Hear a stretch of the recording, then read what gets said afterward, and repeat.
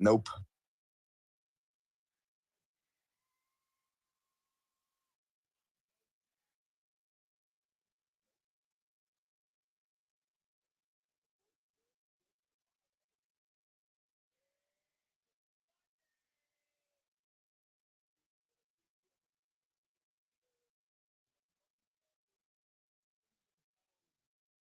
Excuse me while I whip this out.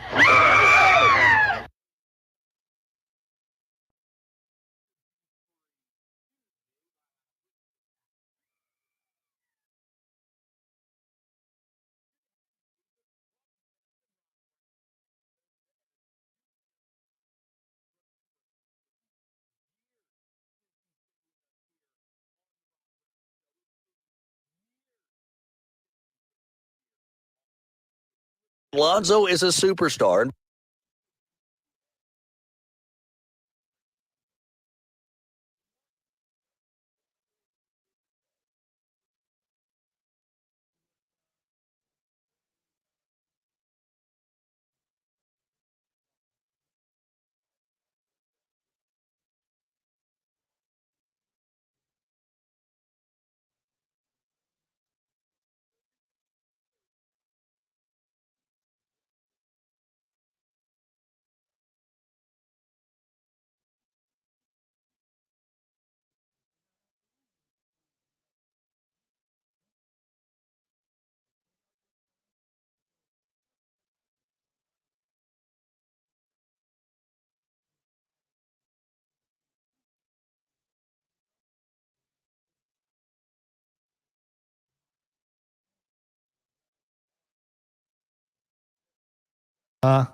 There we go.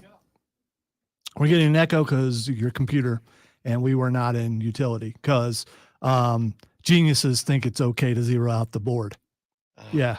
Zo's back. So you can shout out to the wire to wire guys for zeroing out the board because wow, that's smart. We're starting to show just like that. Oh, I'm going to start. I've held off on the scathing emails, but I'm going to start sending them because it's ignorant and stupid, and it causes problems with everybody else. But hey, it feels good to you. Back from vacation and carrying the baseball bat Harley Quinn style. Oh, my blood pressure just went up because it makes me so mad when mistakes happen because other people think it's time to change stuff that's been the same way for, decades. And they just decided on a whim, hey, because everything's about me, I'm going to change everything and screw everybody else. All right, I'm done. That was it's hot in here though. I fixed it earlier. It's just not working. That was aggressive out the gate. No apologies over here. Didn't think there would be. We, ladies and gentlemen, have many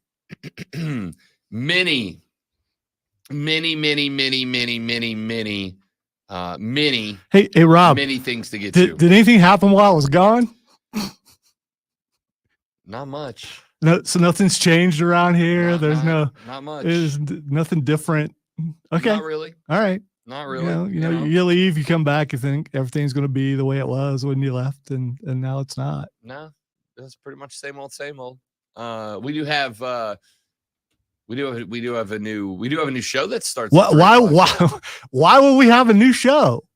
We have a new show as wait. Did the Clemson guy move? You don't know how to answer that? No, I'm just gonna say that I've never felt the need to put up the limousine chauffeur window between us before. I've never felt the need, and apparently you've decided today that you're just coming in, ripping the sleeves off, and just getting at it.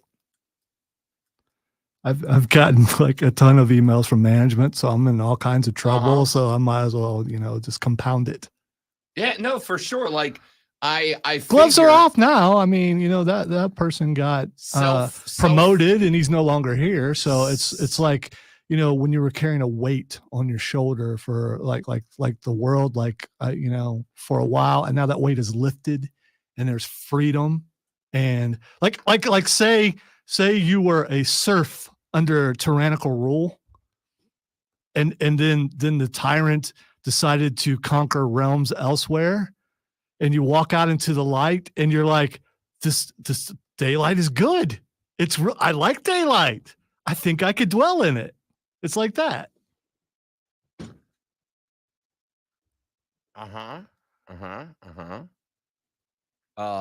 You missed me, didn't you? Not for the last 5 minutes you didn't, but that's fine. I mean, I certainly did. Are you and I'm asking this out of respect and deference to both you and maybe your doctor. Do you need another day or two? Hey, how about them Tigers? You good? You ready? Okay. All right. Let's move on to sports. I'm getting it out of my system early before everyone's up.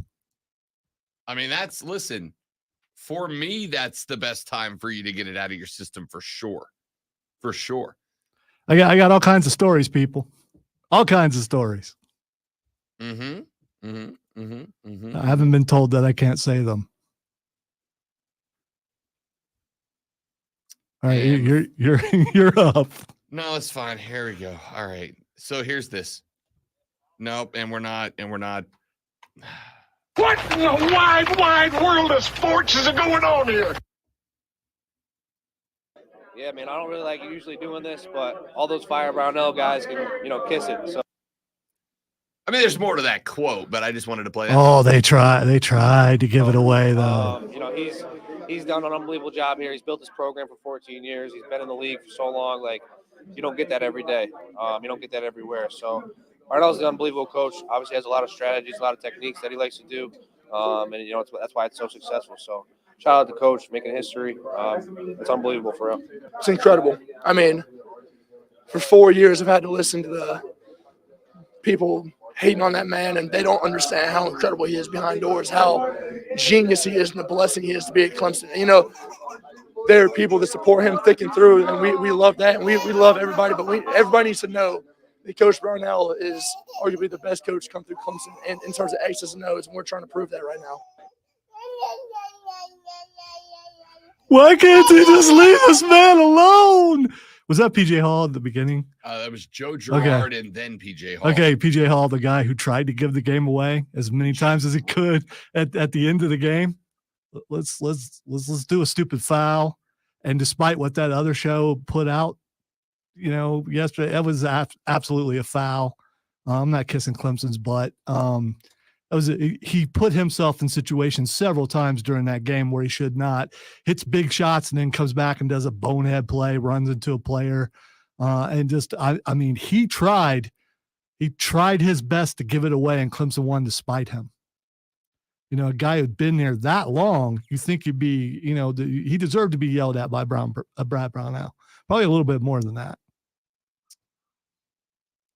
So you didn't see all the stupid mistakes he made after doing something really good, then getting all arrogant, and then doing something dumb right after that. He's like a fifth-year senior, right? Or is he only a 4-year senior? I don't know. What I saw. He'll be selling real estate like next year, though. So buy some property. Are you okay? What happened to you? Miss Lisa, is everything okay at the hacienda right now? Like, did you not get enough food on vacation? Are you like me, angry because you're on a diet you don't want to be on? Like, what's happened? It's hot in here. I'm in pain. And I want to make everyone feel that. Well, I mean, so you're discounting what I said about PJ Hall. Yes. Well, then you're wrong. No. Because he absolutely made some boneheaded plays. Clemson was up by 15? And then he single-handedly decided, you know what? Let's give this game back to Baylor. So let me do stupid fouls. Let me get into it was him. It was all him. He's an adult. He can take it. What did PJ Hall do to you? What did he do to you? Did he come over to your house? Did he kick your dog? Did he come put fertilizer down on the lawn while you were trying to cut it last week? Like, what did PJ do to you? Maybe next year he will. I don't know. I don't know what it is, an ag school. What did he So do he's to probably you? going there for that sort of stuff. I don't know what his major is. It could be ag stuff. What did he do to you? Oh, he didn't do anything. I watched the game. I'm giving you an observance from the game, giving you my unbiased opinion of what happened. I'm not going to kiss a certain team's butt because I'm worried about repercussions from the guy in the afternoon who said he would never be a Clemson guy when I told him as soon as you put the orange on, you are a Clemson guy. And good thing he thanked him on his way out the door because I was right. A piece falls into play. Got it. So it wasn't Joe Girard firing off unnecessary, off balance threes from 2.5 feet behind the arc. That had nothing to do with it. I mean, he had to do something to try to make up for PJ's mistakes. The rest of the team has to pick it up when someone is messing up. We know that around here.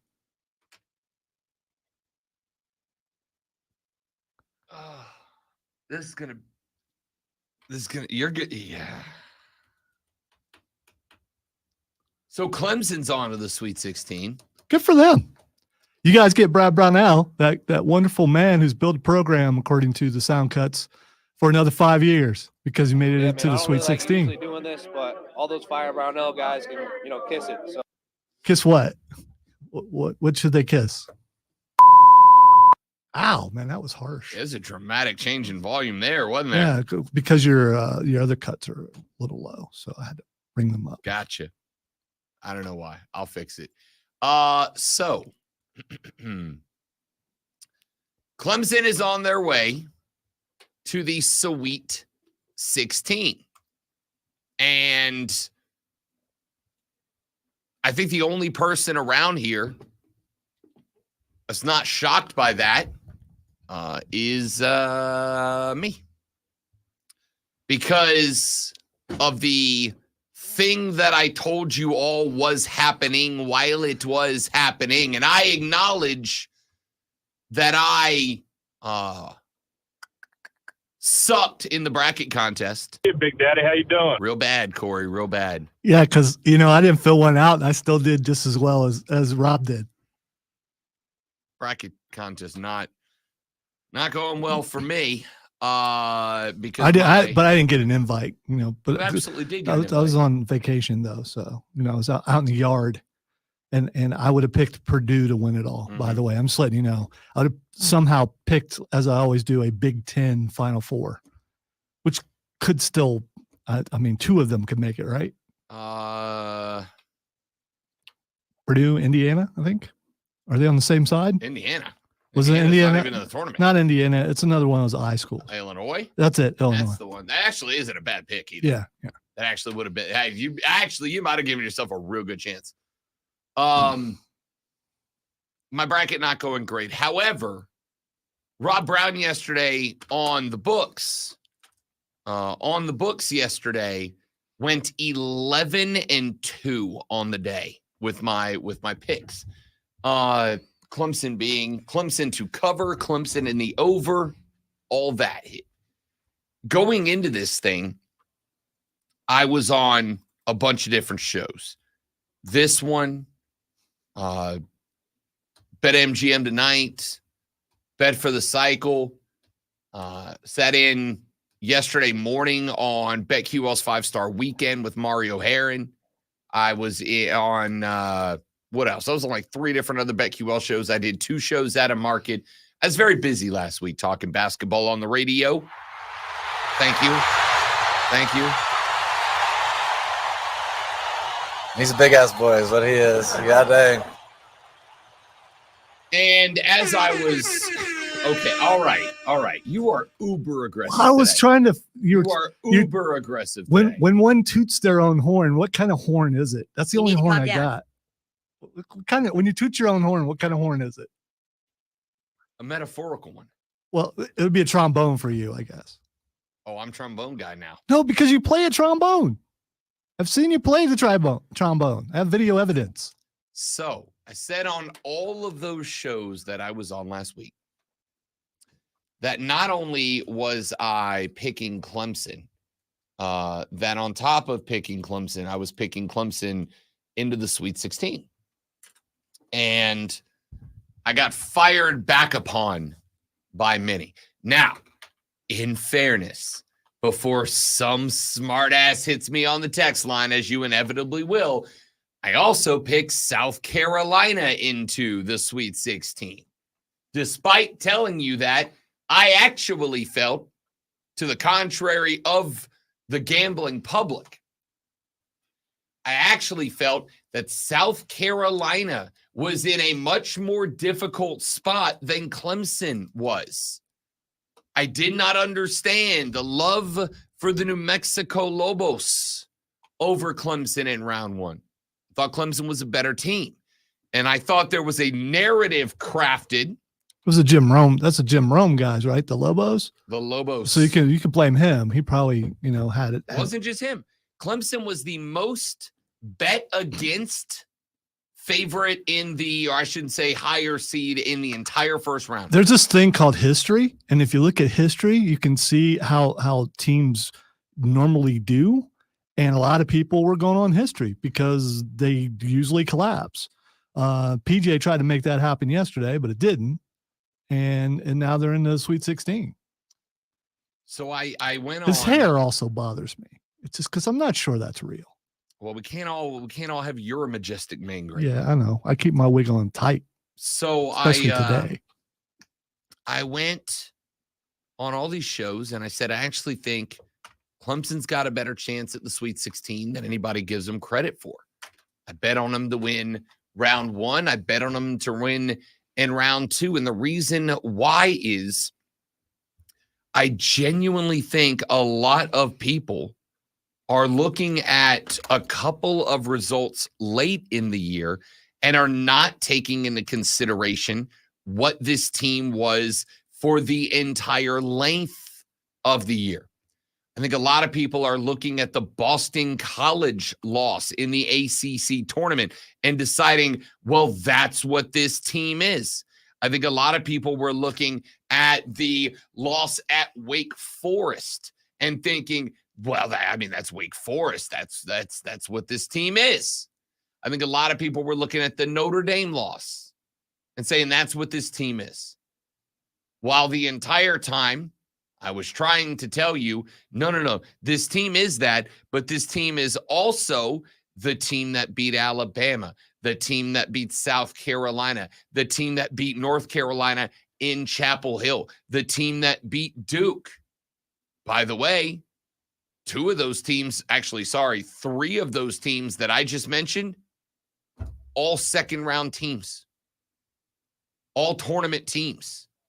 And not only tournament teams, North Carolina's a 1 seed. And now all of a sudden, while my national champion Auburn got bounced in the first round to the bunch of dorks from Yale, nice job, nerds. Dork. While my champ got bounced by some nerds, on the flip side, on the other side of that championship game, Rob Brown had the Dookie. I can't do it this morning. I'm struggling today. The Duke. Nope, I'm out. The first one was pretty good, actually. It was bad. So Rob Brown had Duke on the other side of the championship game, and a whole bunch of y'all were like, you clown. PJ Glasser, one of the nicest young men I had the pleasure of working with, even he was trying to dunk on me for my pick of Duke in the Natty, and now all of a sudden John Shire's got the boys in another gear. The point is not to sit here and talk about Duke because I, like you and most of America, hate Duke. The point here is that's a team Clemson got the K on, right? Got the KO on. Why do you hate Duke? Because they make Grayson Allen a thing. So before Grayson Allen, you were okay with Duke? I've hated Duke forever because it's just being a string of Grayson Allens my whole life. I'm just curious. When was the last game that Grayson Allen played for Duke? Was like 6 years ago or something like that? And yeah. I still hate him. He's still in the NBA. He is, and I still hate him. I hate that guy. and that's Duke. So, with all of that said, you just hated having to spell Krzyzewski's name. That's really please. what it was. No, I never spelled Krzyzewski's name. You just put Coach K, and then you know to say Krzyzewski. All right, that's how every radio rundown for the past 52 years has looked. Coach K. Oh, Mike Krzyzewski. Point here is Clemson got that team too, and I don't know why it is that everybody looked at this team and addressed them only by their shortcomings and not by the multiple impressive victories they racked up. This team is an amalgamation of their results. Going back to the preseason through the ACC tournament, there was a lot more positive than negative. So Clemson to the Sweet 16 should be a surprise to nobody. Yeah, they won yesterday because their threes were dropping like nobody's business in the first half. And it kind of went a little dry in the second half, and and Baylor was able to catch up because I still think it was a mental issue. They made some mistakes they should not have made. And is that coaching? I don't know if that's coaching or if that's in the moment you think, wow, look, we're beating Baylor. Look at how much we're beating Baylor by. And then suddenly a couple missed free throws, it would have been a tie game. They were 6 of 17 for 3. They were 20 of 24 from the shot. How much in the first half, though? I mean, that's how they built their lead in the first half, was hitting threes, and they were pretty looking threes. And then they built on that. Once they got that lead, they just continued to play sound basketball, to play good defense. But in the second half, near the end of the second half, they still should go to quarters. It's just so stupid. Why? They started falling because everyone else does quarters. Soccer doesn't do quarters. I'm talking Hockey about basketball. Talk about basketball. What about everybody else? The NBA. And the women do quarters. Yeah, the women do quarters. So the only ones who don't is college. Oh, look at us. We're college basketball. Then, if you make it to the show, you make it to the NBA, you're going to have to do quarters. But here we do halves. Why does that bother you so much? Conformity. I just want everyone to conform. I just wanted you to say just want everyone to conform. Right. No, I mean, if you truly are trying to prepare someone for the next level of something, you prepare them for the next level by making things like the next level. But then we're going to make the game longer. like what college football does. Clemson going to the Sweet 16 should surprise nobody. That's the only point I had. What are the in your bracket? How far did you have them going though? Sweet 16. That's it. So they're losing to who they play? Arizona. Okay. Arizona's real good. Okay. All right. Arizona's real good. So I was talking with Joey B last night, and this is what I think I arrived at. This roster coming into the year was a Sweet 16 roster. This coming into the year, I think it was fair, and I think I said it was fair to set the expectations for Clemson at Sweet 16 or bust. Not Elite 8, not Final 4, but also not make the tournament and not second round. It was Sweet 16 or bust. And I think they hit the expectation. So at this point, if you're Brad Brownell, anything after this is house money. You're playing for an extension, not a keeper job, an extension, and you're doing it with house money if you're Clemson. Attaboy, Brad. Brad got it done. All those no thanks Brad to PJ. All those Brad Brownell haters can kiss it. All right, we got to take a break. We're back after this. We got a lot more basketball, including Joey B texting the show and busting up my bracket. I know. Back after this on the Rob Brown Show and the Fan Upstate.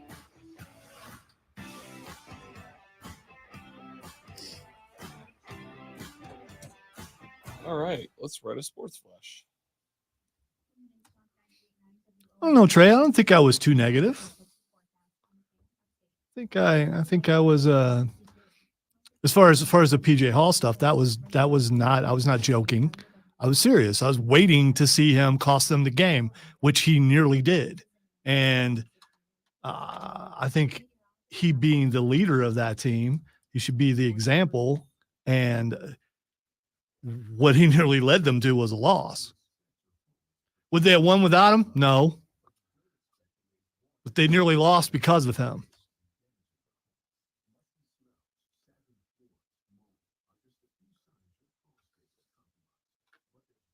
Don't be programmed, Trey. Be your own guy, dude. And that programming's gone now. So you don't have to worry about it,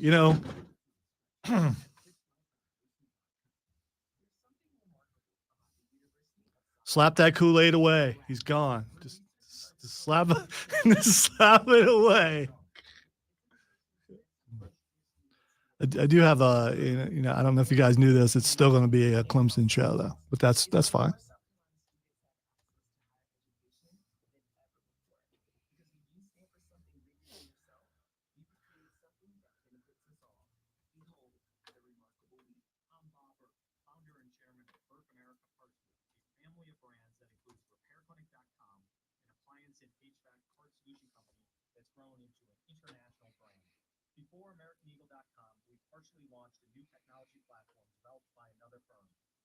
It's too quiet, and I've only been on radio once last week, and I just, I can't help myself.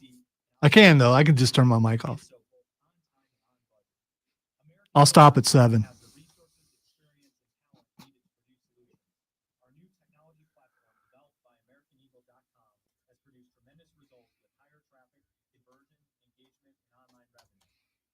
With all the stuff I got to do today, I got a freebie though. So I'm You got a freebie? I got a freebie. Oh, I got you. That's fair. Hey, good shot at getting away with, some more stuff. You were hot out the gate there for a second, bud. Not really. Yeah, really. No, I held back. It doesn't mean you weren't hot out the gate.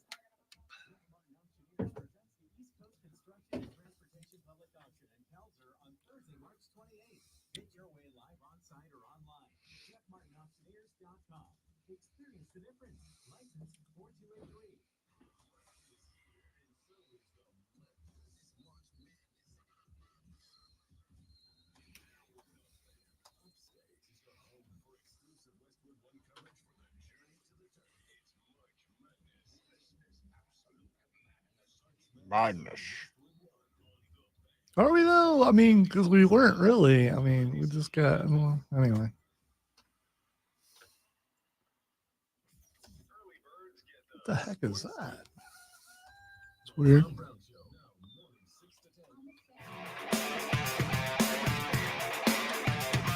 Shut the hell up. That's what Rob was telling me during the break. I don't know if you guys were watching on the stream on YouTube, Facebook, Twitch, and the X, you would have seen him just giving it to me. Like you got to be better. You got to do better. You got to stop. 8 seconds. I'm sorry. I'm sorry. I'll turn this thing off over here.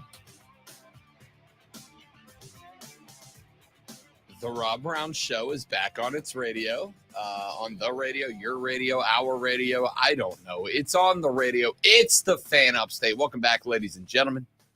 Rob Brown and Lonzo with you on an Upstate Monday morning. All right, really quick, Jesse, I've addressed this many times. I went to a Clemson game and was up in the stands, and I had my baby daughter with me because I didn't stand up and go CLEMSO. What's the next letter? N. Because I didn't stand up and do that, they plotted to throw my little girl over the side of the stadium. And it was multiple people. And I've also worked with people who are Clemson fans who turn into something that is indescribable. They're a really good, I'm sure you're a good dude, Jesse. Everything that I've seen, you're a good dude. Cole Bryson, good dude. Okay. There are some guys that are Clemson fans and women that are Clemson fans that are really good, but there are a lot of them that are not. And they are the most vocal, and they usually have Clemson in front of their name, like Clemson Tom, Clemson Bob, Clemson Mark with a C. I mean, however you want to do it, those guys are not good people, and they make your school look bad. But mostly it's because they threatened to throw my daughter over the side of the stadium, and we were way up there too. And I don't want to hear it. It's because you were sitting up there with the drunk people. The drunk people are everywhere. It's not just, I mean, it's college football. That's what they do. Anyway, tailgating in there. That's why I don't like Clemson. I also had a South Carolina Gamecock show for 14 years. And if you're on one side, you stay on that side. I'm not hijacking, I'm a with and an and. It gives me like 0.5%. And I just took all of that. Mm-hmm. So I'm done for the day. Okay. I mean, it's fine. SVP SV Plea was playing the highlights from last night, so it gave me a chance to freshen So up. you're saying I bored you with No, that? not at all. Because you've heard that many times. have So we heard that get new many times. listeners, and they haven't heard I'm it. fine with it. You know, I it's make the same jokes all the Yeah, time. it's okay. You know? I'm not joking though. I'm serious. That's where my disdain comes from. I also worked with the former voice, the first one of the first Tiger tailgate guys for a really long time, and he gave it to me every Monday. How'd the Gamecocks do? Look at what Clemson did. So you build up a defense. You know, you just do. Luckily, I'm not on the Clemson show anymore because I got traded, and now that show doesn't exist.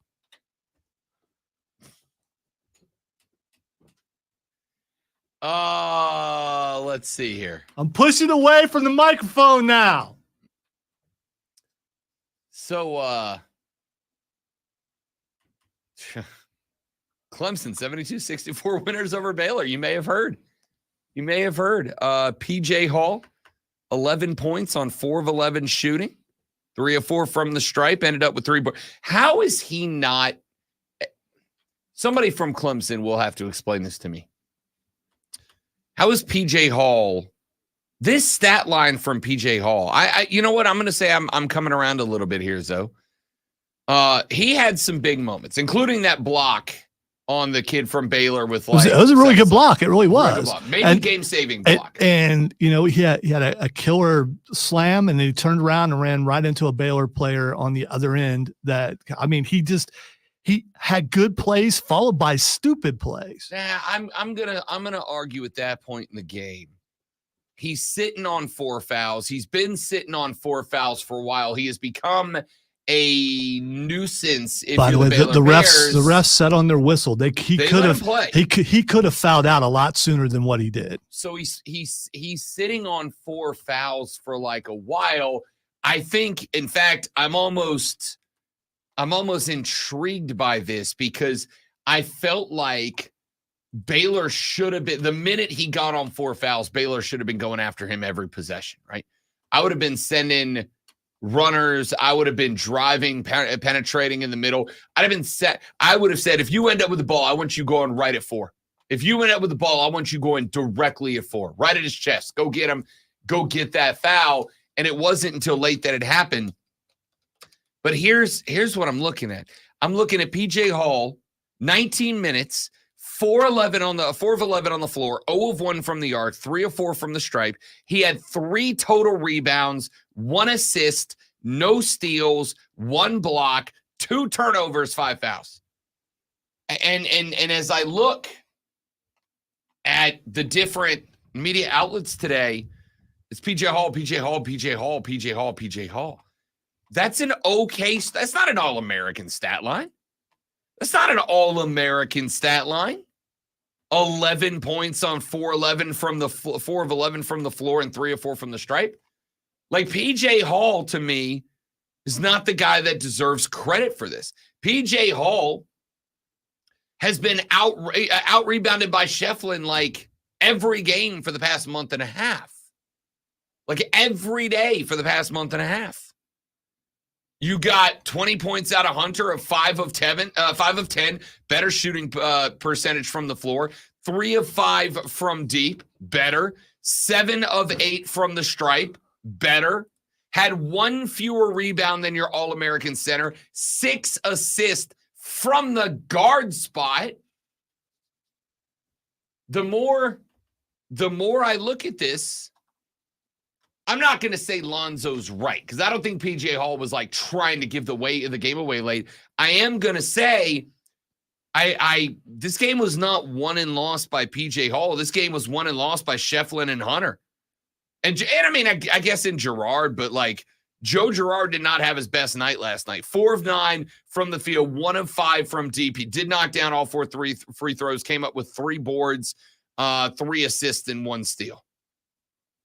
So not a great night, not a bad night. I think but I wonder if that's not something we should give credit for. The fact that your All-American big man, who they spent some time on the broadcast gloating over, and then you look at the stat line, it's like, it's not that great. See, and that's the thing, during the broadcast, every time they'd say something positive about him, it seemed like he would turn around and do something boneheaded. I mean, listen, you're a big man playing in mostly man, a little bit of zone against a Baylor offense that is predicated on the pass, slash, and drive. Like, they want to get to you. They want to get through you to the rim. You have to, as a big man, you have got to have defensive help from your frontline guys. As a big man, I need to know that if he's gonna slash, I can step over, get my positioning, get wide, claim my territory, and not have to worry about somebody cutting backdoor without somebody back there to help me. And I feel like in some spots in that matchup yesterday, again, I'm not going to say PJ Hall was getting hung out to dry. I think he played a fine game. All right. I just, this just popped up on my feed from the Rob Brown show. I don't know if you knew him. One line in there says they tried to give it away, but they finished, which is what I've been saying the entire time. No, I'm putting the focus on PJ Hall because I think he is the catalyst that helped Baylor get back in there. Yeah, they found their shooting. They started to they got back in the game by actually making some shots, and they were horrible at the free throw line. If they were better at the free throw line, it probably would have been closer quicker. 28-24. Oh, you mean Baylor? 16 of 26. Yeah, that was bad. Yeah. I free mean, throw shooting was a plague yesterday. When they're talking about, this guy is a 70% free throw shooter and he misses 2. I mean, it's just free throw shooting across I genuinely want an investigation into yesterday's Grand Canyon University lost because they missed half their free throws. They were leading at one point. They were atrocious from the stripe. Wow. Grand Canyon University. If you're a Bama fan, you should be a little embarrassed, maybe. Somebody said Bama is 2-0 against national parks in this tournament. I like that. I don't know, man. Free throw shooting was god awful yesterday. And yes, Clemson fans, I am sure, spent a solid number of minutes yesterday with clenched rectums, like diamonds out of coal caliber pressure on the back end. I get it. I kept waiting. I was texting our boy Joey B, noted Clemson fan, P1, friend of mine, on and off the air. And I was like, "Hey, bud, how you doing?" Response: "Not great, Rob. Not great." He's like, this is the moment. And I said to him, Clemson fans are going, here we go. Yeah. Here we go. Here we go. It looks so good, they're just waiting for that moment to happen where it starts slipping away. And admittedly, I'm smiling, watching it going, look, we're at that moment. It's going to slip away. Baylor's going to come back. And Clemson, shout out to them. They won. As I tweeted, because someone can't shoot free throws. As I tweeted our boy Thomas from the warehouse, I was like, yo, I stopped doing show prep at one point because the result of that game was going to create one of 2 wildly different shows today. Wildly different shows. There was going to be the show that we do if Clemson makes the Sweet 16, and then there was going to be the show that we do if Clemson not fails to make the Sweet 16, but chokes in the dying gasp of the game and fails to meet the Sweet 16. I learned my lesson earlier on in the day when Ohio State's women were up by 16 or 17, and I thought, they got this. And I went off and did something else, and then they lost. The Dookie. Yeah, so it's I watched a little bit of that. Need to watch this I watched a little bit of the South Carolina women too. I felt kind of bad for everybody they play. Yeah, well, good. Let's get it done this year. Good on Clemson. I mean, for the record, there's not they still won despite the failings near the end of the game. They were able to pull it off. Good for them. I told Thomas, I'm like, there's 1 or 2 different shows today, and I wasn't able to really start putting together what today's show was going to look like until that game ended, because there was a reality in which Clemson found a way to lose that game, And there was a reality in which they shook the narrative and won that game. And coming in here today, there was a bit of celebration. And we got the ladder, fortunately. And I'll say what I think Brownell said to SVP last night, which is, yeah, maybe you wish you gave yourself some more breathing room. Let's not pretend they didn't win by 8. I mean, they covered 3 times over. They were 4-point underdogs going into that game. 4-point underdogs. So they won by 8. You weren't worried about your cover near I was the end? never worried about the cover. Okay, because near the end, when they came back and got within 2. Don't care. I had them. I had Clemson +4. I was good. They could have lost by 4, and my bet still wins. I wasn't worried about the bet. I was genuine. Listen, as I've said, Lonzo doesn't agree with this. I hope Clemson wins the Natty. I hope Brad Brownell wins you the Natty. Because if you win the Natty, Daddy gets paid. Come on. You don't believe that. I do believe that. You believe Clemson can win the national championship. Did I say I believe Clemson will, or did I say I hope that they do? You just spoke it into existence, and come on. Yes, I have universal power. You do. If only you had power to not hit your mic. Don't do Kamehamehas in here. I hope they win the tourney. It would make my life I do so not much better. hope that they win the tournament. Listen, if they win the tournament and Rob Brown starts making his media appearances around the country, talking on the radio about Clemson ball and how they got there, you never know where it goes. Listen, I want you to look good. I really do. And it's awesome for the show. It's awesome for the station. It's awesome for you, most of all, when you look good making these picks when people are looking at you like there's no way. But they're done. This is it. I mean, 16, not bad. Not bad at all. Went further than most of the experts, except for Rob Brown, thought. And, now they're done. But don't do this national championship stuff. Well, listen, they were a 4-point dog in this round. I'm gonna tell you right now. Let's see if the next round's lines are out. I'm gonna guess against Zona in the next round. I'm gonna guess they're opening at 7.5 to 8.5 point dogs. 7.5 to 8.5 points. Let's see if that lines out yet, because I am curious.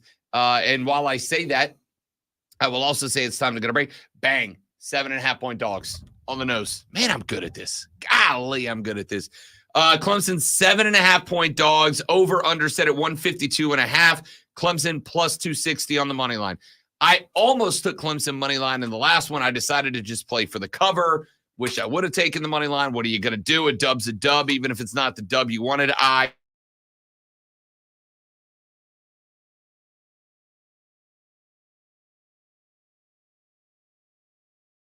Are you not all in? Is that what I said? Or did I said I hope they do? Okay. I hope they do. I think you're out in the next round, but it says more about Arizona than it does Clemson. This is a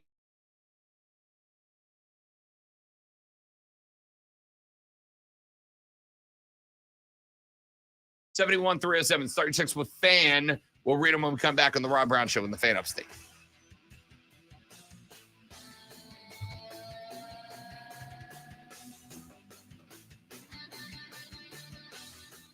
We'll say if you could just write one more, I'll just talk really slow. I could have did it. I was going to start writing them, and you said you were going to do it. So why would I want to turn off Flying Accent? What? What?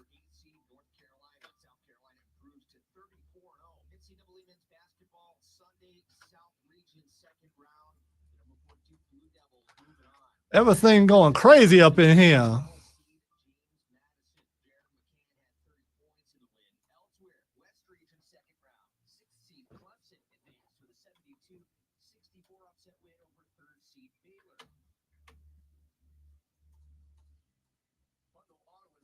Wow, dude. That was not good.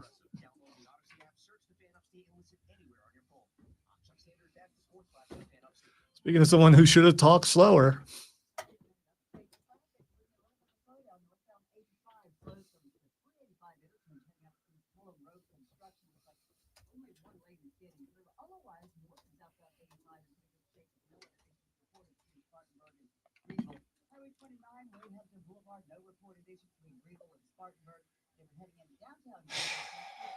Best 4 days of the basketball year, and now we have to wait till Thursday for the next games. That sucks. Meanwhile, college wrestling championships were excellent. Shout out to Penn State. And there was some good MMA fights Saturday night. I won a lot of money on your girl, Rose. I don't know. When it went 5 rounds, I was a little concerned. But But I still won, so I'm happy. Happy. it wasn't a dominant win, but she won. And Hibas is someone who's easy to like.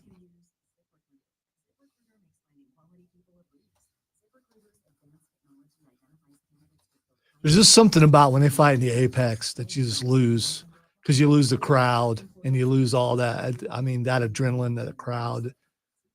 And it's not as bad as, during COVID, but still, there is a crowd there, but you just don't hear them. I don't know if they have crowd mics set up or what, but they're just kind of docile to a degree.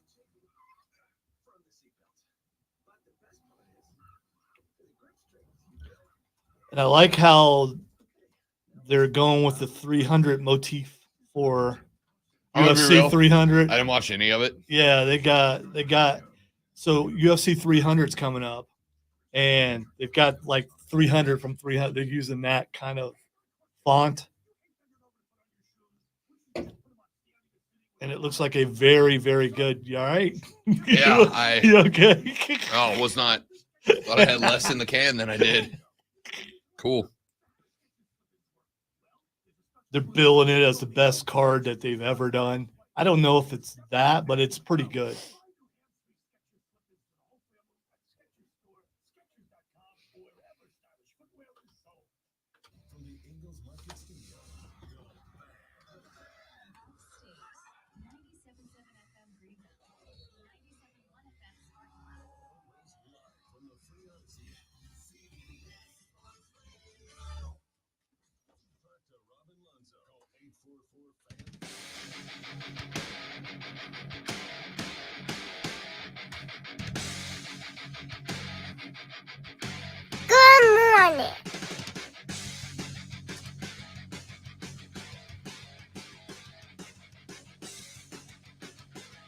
Oh, wow. Yeah, I'm trying to finish up your sports flash over here because your boy was wildly Nope. irresponsible. So Nope.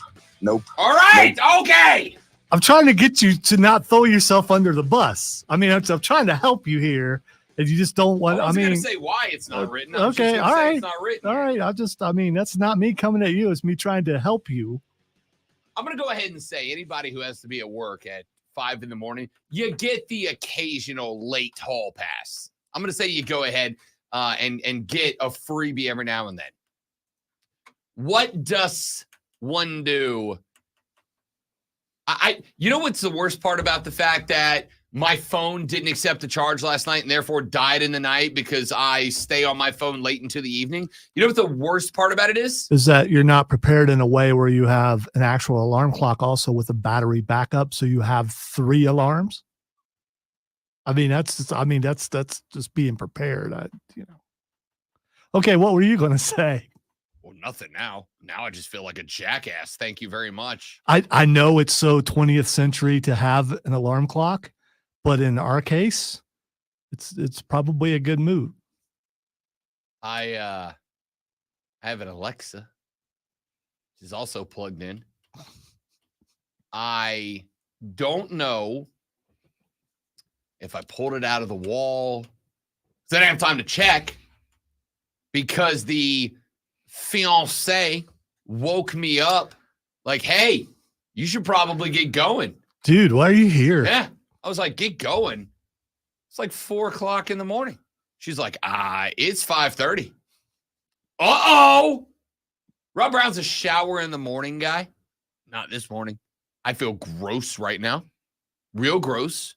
I haven't showered since like noon yesterday. Well, hopefully the air will kick on in another hour so it doesn't get too right. Worse. Yeah, it's working a little bit now. I'm gonna own that this AM, your boy was running not late, like gun to head late, like real late. I was gonna say it was pretty. You got here earlier than I thought you would. Yeah, I may have been standing on the accelerator on the way here. No, you would never do. I would such a never. thing. But if I was gonna, today's the day. So real late today.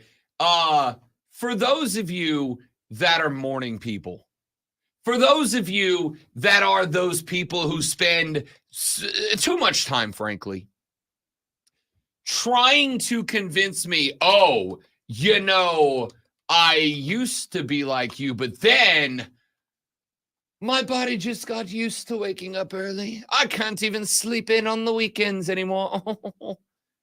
First off, I don't believe you. Okay? Don't believe you. Not for a second do I believe you. Second off, how long did it take for that to happen? Because nope. Well, I got to tell you, the way I started this day out, I'm going to burn out by noon.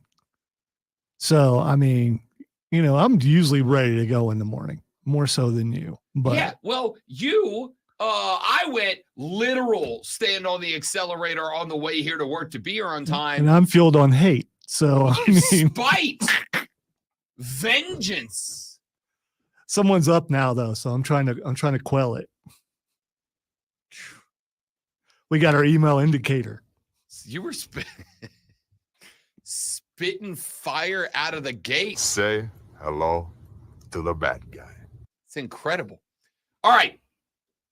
Coming up in the next hour of the show, we got a lot to get to. We got your water cooler cheat sheet out of the gate, the top 3 sports stories you need to know before you go talking the sports at work.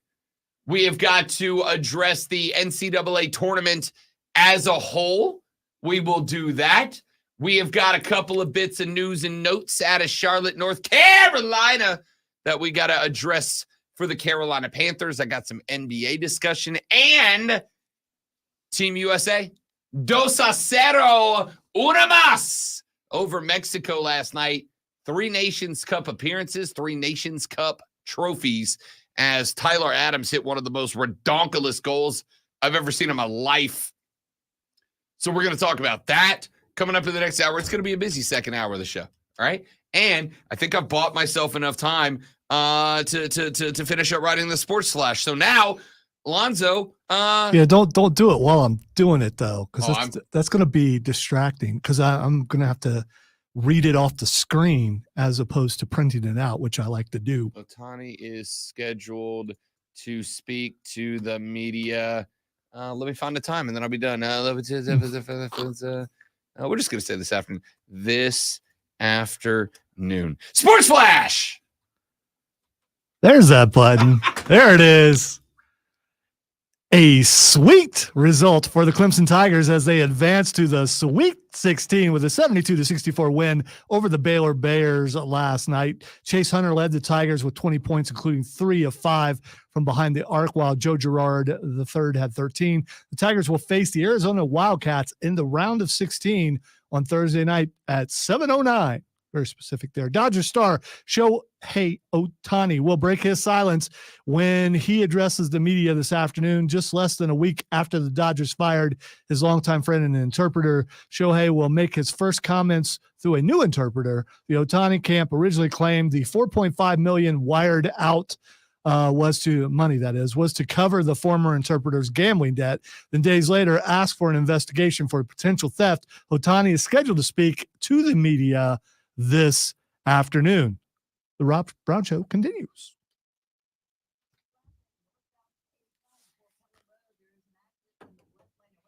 All right, so if I'm reading it off the screen, then I can't look at the clock. And so, you know, that's what I'm going with. I don't know, Steven. You probably don't want me back today.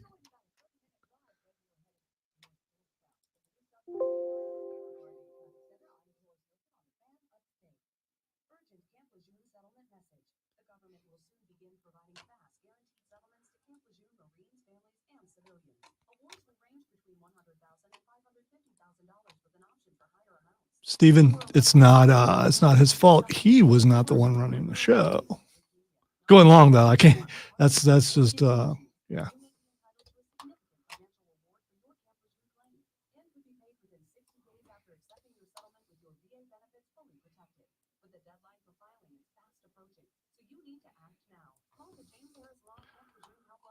Just a warning, by the way, to those of you who are watching early, I will have to leave the program a half hour early because we had someone call in sick somewhere else and someone can't work the whole thing. So I got to go run 2 more shows on another station. Unfortunately, shows that I've never ran before, but I'm Lonzo. So, you know.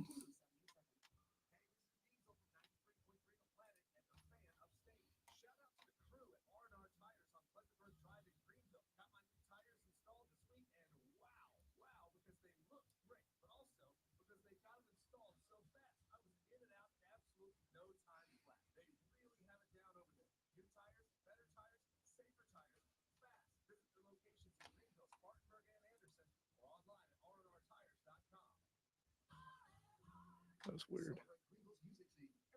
Yeah, that's me. Be talking up all the hits. Playing the latest Beyonce or something.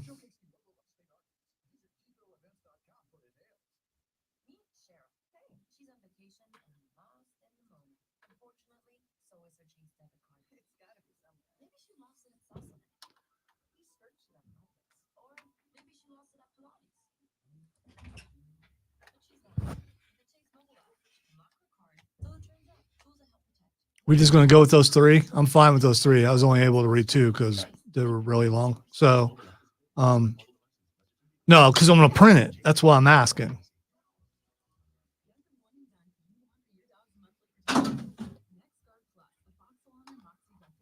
Because I didn't see the clock and I almost ran out of time.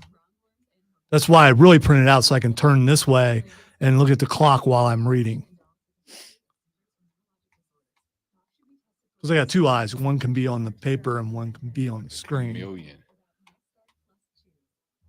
Not everyone can pull that off, but I can because I'm amazing. Appreciate you going out to break on time with one another email.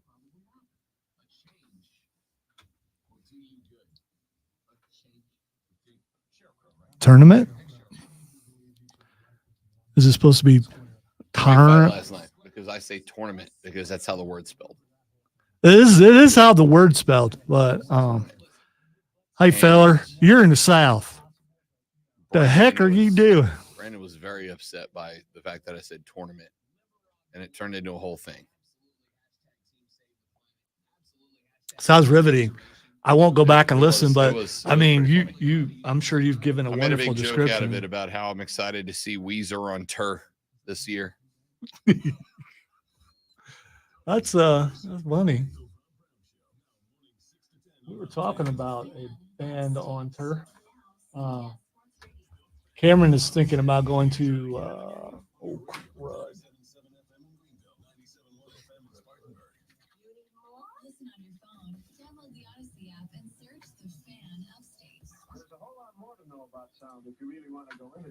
He's thinking about going to the Creed concert also. And come with the boys. Yeah. Anyway, he's going to go see. Anyway, with he his, can't come with the boys. He's going to go with his friends. Oh. I don't know. You probably. I mean, mixed groups are not always the best thing because I wouldn't want his group to bring your group down. He's already been to a show with my group, or your group to bring his group down. Yeah, but he wasn't with his group. It was just him. Everyone at a Creed show is going to be there's a chance because if you're taking that day off the next day, I am, and since we probably are doing network, there's a chance that I may go too. Let's go. I might. I will. I'll give you a courtesy wave. You won't remember that you saw me, so it's not going to matter. There's a good chance I'm sleeping in a bathtub that night. Right. He wants to go see Switchfoot. I've never seen Switchfoot in concert. Switchfoot's good. I saw Switchfoot open for, I don't remember, like 9 years ago.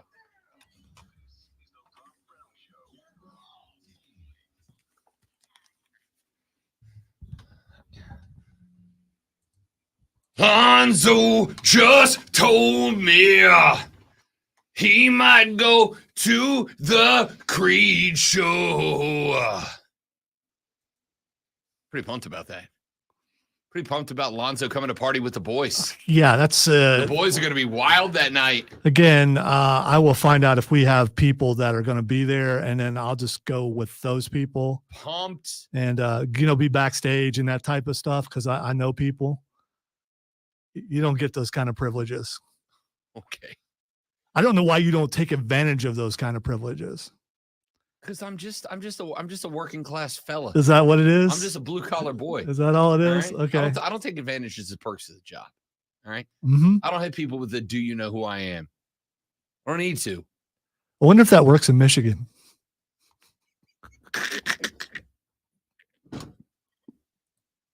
Welcome back, ladies and gentlemen. Hour number 2 of the Rob Brown Show is underway. Happy Monday to you. Hope you had a spectacular weekend. We're back in the saddle again, and we have got no shortage of stuff to talk about. And it's a real good thing that the second hour is underway. Why? Because you got to be to work in like an hour from now. You got to get to work, and nobody wants to work. Not after the 4 days we just had. Not after we just finished a run of basketball that was perfect. We had wicked upsets in the first 2 days. The second 2 days, chalky as it gets. So I think we ended up with a very exciting first round, a very exciting second round, and then out of the teams that moved on, as much as America loves a great Cinderella story, I think of the teams that were available for the Sweet 16, I think we ended up with probably the best group that we could have. I think you ended up with a very good Sweet 16, a very compelling Sweet 16. Except for Auburn.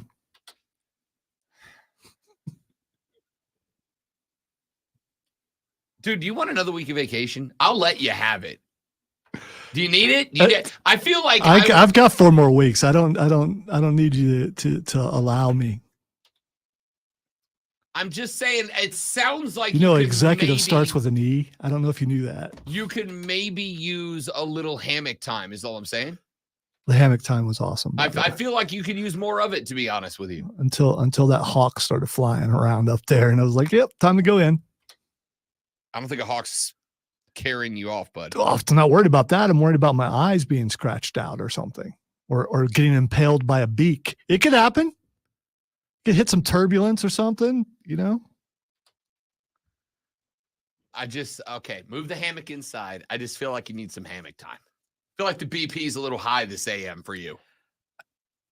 I don't think anyone on the stream or maybe on the text line has said Lonzo needs to leave. I'm so glad that I wish he wasn't back. I mean, I'm fine, dude. I mean, I haven't felt this free in such a long time. It's almost like I won. It's just almost like I won something. I don't know what I won, but it's that, that feeling when you win something. I asked earlier in the show how long it takes to be the person that just wakes up at 5 a.m. Joey said it's 100% true, but it took me 42 years. So cool. That's good. That's good. Well, some I guess you're going to be glad to hear this. In 42 years, when you get good at it, be just in time to die. No, I won't be here. So you get your wish. Texter said, "We missed you so much, Lonzo." Texter said, "Lonzo doesn't need to leave. He just needs to go outside and smoke a joint." Yeah, I've drug-free my entire life. Yeah, we all know. Except for medical. I told, wow. I mean, I'm sorry. No, actually, I'm not. Nobody's judging you. I was kind of mean. I mean, everybody. Yeah, we all know. Okay, that's not like I preach my straight edge style. I'm relatively sure the text was a joke. We get hilarious. By the way, we get new listeners all the time, and they may not know that I don't partake of those things because I don't need to, because I'm like this. I apologize for being me a little bit more this day instead of the me that I have to tamp down on this show. Hey, you got to be to work in like 54 minutes, and you got to clock in, and you got to respond to those emails that you've been dreading because the boss hit it at 5:15 p.m. on Friday, and you were like, hey, nope, absolutely not. It's basketball weekend. See you Monday, boss man. And now Monday's here, and it's time to pay the piper. So you're going to go in, you're going to fire off those emails. Hey, boss, real sorry. Had some car issues this weekend. Couldn't get a lot done. Couldn't drive. I'd have come to the office on Saturday to fix this. Ran over a rabbit. It got stuck in my carburetor. Yeah. My cat tried to help me get it out, and my cat got caught also. And then we had to call in a veterinarian that took them 7 to 8, 12 hours to get there. And then they got there and they'd never seen anything like that. So they called in, like some experts. And by the time I got it was sorry. Had to call in my veterinarian / mechanic because it happens to the best of us, boss. So, but now it's Monday.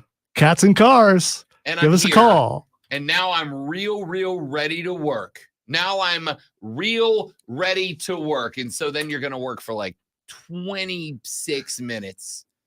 And then it's going to be time for that first cigarette break. Then it's going to be time for that first water cooler break. And you're going to walk down the hallway and you're going to go meet Bob from accounting and Janet from HR and Bill from IT. And you're going to stand there and you're going to talk sports. And if you're going to do that, you're going to need this.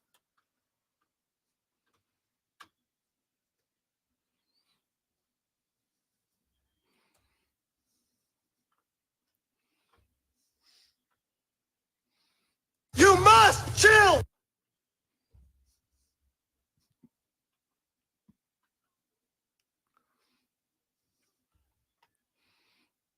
Yeah, that was directed at me. I was just, yeah. Oh, I know. I get it.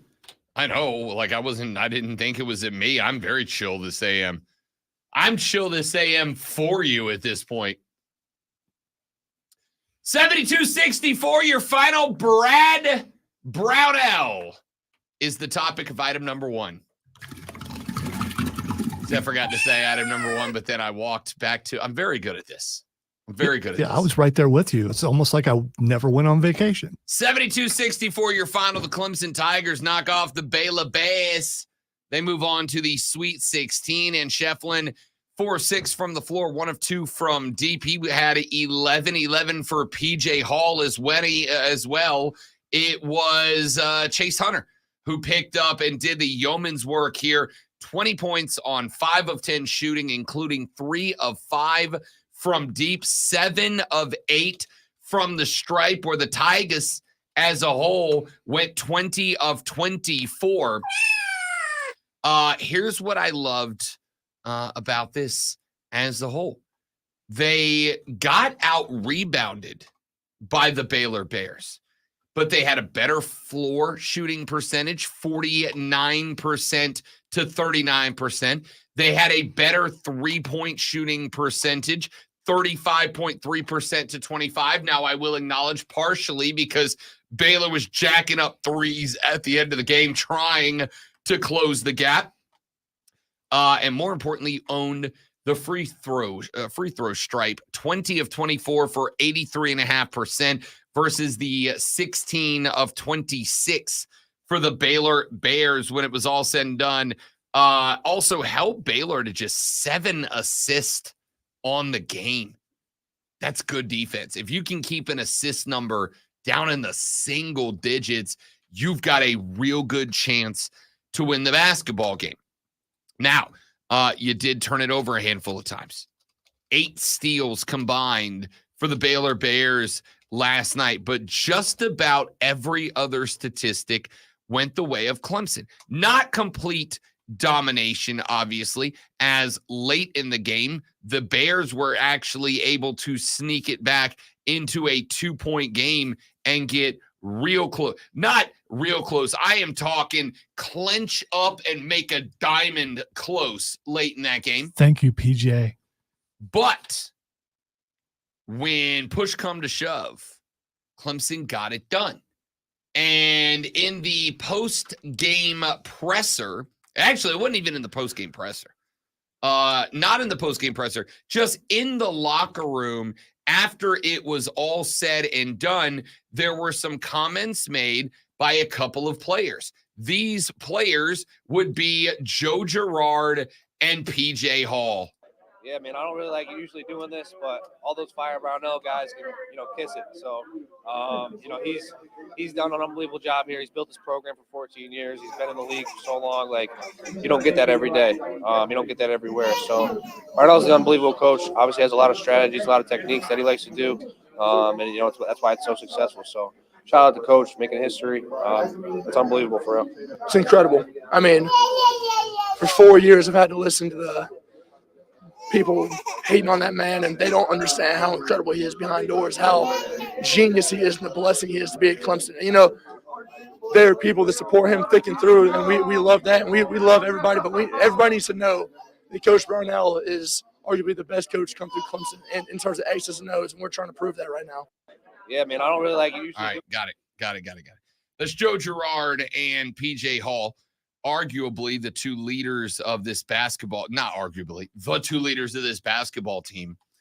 And then also some reporter who apparently brought a baby into the locker room for no reason. I can't imagine anybody would have dropped that sound clip on that. That Yeah, would have been ridiculous. I think that was Brad answering questions, on the other side of the locker room. I don't think Brad Brownell is crying right now. I think Brad Brownell is laughing all the way to the bank. He will be. I'm going to go ahead and tell you, my dog's job is safe, not just for a year, but for a couple of years. Yeah, but here's the thing, though.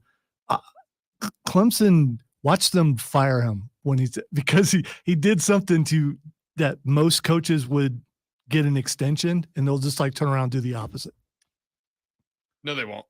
Or he'll accept a job somewhere else. No, that would be interesting, but no, he won't, and no, they won't. Dude earned himself a couple of years last night. Congratulations, Clemson. Good job. Texture said, Rob, Lonzo put those clips in. Yes, I know. Yeah, I obviously. Lonzo played the clip of the baby crying. Who the hell else you think would have done that? Who else is running that over a couple of Clemson guys talking about an emotional win to move on to the Sweet 16? Who else is dropping that there? I don't know what you're talking about. Yeah, for sure. They get the job done last night to the Clemson Tigers. Their next matchup will be on Thursday evening. They will have the 7:09 p.m. game, and they will take on the number 2 seed Arizona Wildcats in a game where Clemson has opened as a 7.5-point underdog to the team out of the Pac-12. We will talk a lot more about that game as this week progresses, but let us get now to item number 2. CONCACAF decided a handful of years ago that they were going to run a Nations League Cup final. It would include all of the teams that play under the CONCACAF banner. Those are the teams from Canada. Those are the teams from Central and North America. What's CONCACAF stand for? The Confederation of, if you'd asked me yesterday, I'd have gone, Confederation of North Central and Caribbean. Okay, so it's an acronym. Yes. I didn't know if it was, this is legitimate. This is not me. I didn't know that it was an acronym. It is an acronym, yes. Basically, it is the so you have FIFA, which is the umbrella body, which all international soccer competition, really all soccer competition, but international falls under FIFA rules specifically. And then you have regions of the world represented by these other confederations. So CONCACAF is North American, Central American, and Caribbean nations. You have an organization that plays or that hosts international competition in Europe, in Asia, in South America, etc. And so we play under the CONCACAF banner. And CONCACAF decided to have a Nations League tournament that is all of the teams that play under their banner enter this tournament, and it's winner take all. 3 times this tournament has been played. After a 2-0 scoreline last night, 3 times it has been won by the Americans. The Americans own 53% of possession last night. An unhealthy amount of midfield turnovers, specifically in the first half last night. One of the things that I have struggled with under the leadership of Greg Berhalter is the fact we just refuse to actually attack. We just kind of hang around the midfield and wait for somebody to spring open. Showed up last night. It is a weird spot to be in, to be unhappy with the process but happy with the result. Does that make sense? To be unhappy with the process but happy with the result. A 2-0 scoreline, great. I'm trying to recall any time that they've done anything where you were just completely happy and didn't come at the coach. So if it was a different coach, would you have been okay? If it looked like last night, no. Okay, so it's about the approach also. It's about. All right. Listen, I don't know Greg Berhalter personally. All right.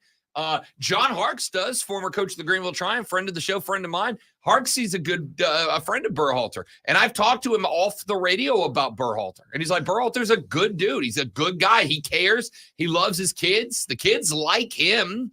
The problem has never been with Greg, the guy.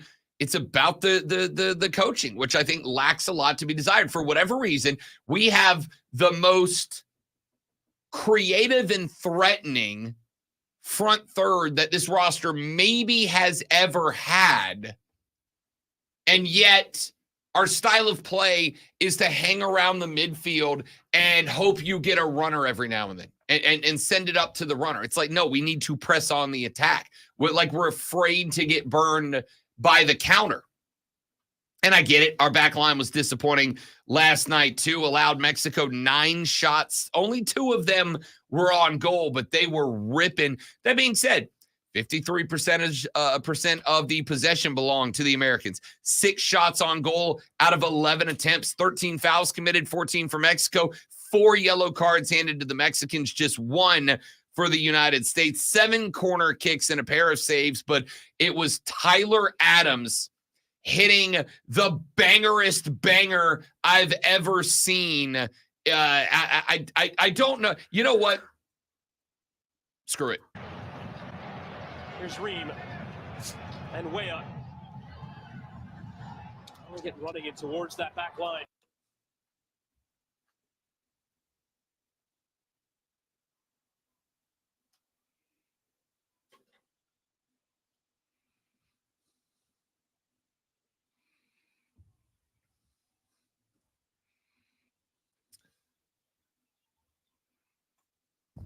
A banger! It was a banger. Sorry, stream. I took it out. It was a banger. It was sensational. It was incredible. Tyler Adams from about 39 and a half feet out with a rocket, with a screamer to the upper left 90, set us up. Gio Reyna, a handful of minutes later in the second half, would see a ball bouncing around to the top of the 18, would put it off the foot, go bottom left, somehow create an angle that I think defied the laws of physics and finished it off. 2-0, your final score line. The Americans end up with their 3rd consecutive Nations League Cup final. Let's move on to item number 3. We're going to talk more about this later in the show, mainly because I don't know about you. I find it wildly interesting. Shohei Ohtani is set to speak to the media today. Now, I don't know exactly when that's going to happen. I know whenever my phone goes ping alert, Shohei Ohtani is about to begin speaking, I'm dropping everything to get to a TV. I don't care what time it is. I don't care where I am. I don't care if I'm having lunch with a fiance. I don't care if I'm on the phone with the madre. I don't care if I am like doing CPR on a dying guy. I'm watching this presser. All right, come on. The last one. I mean, come on.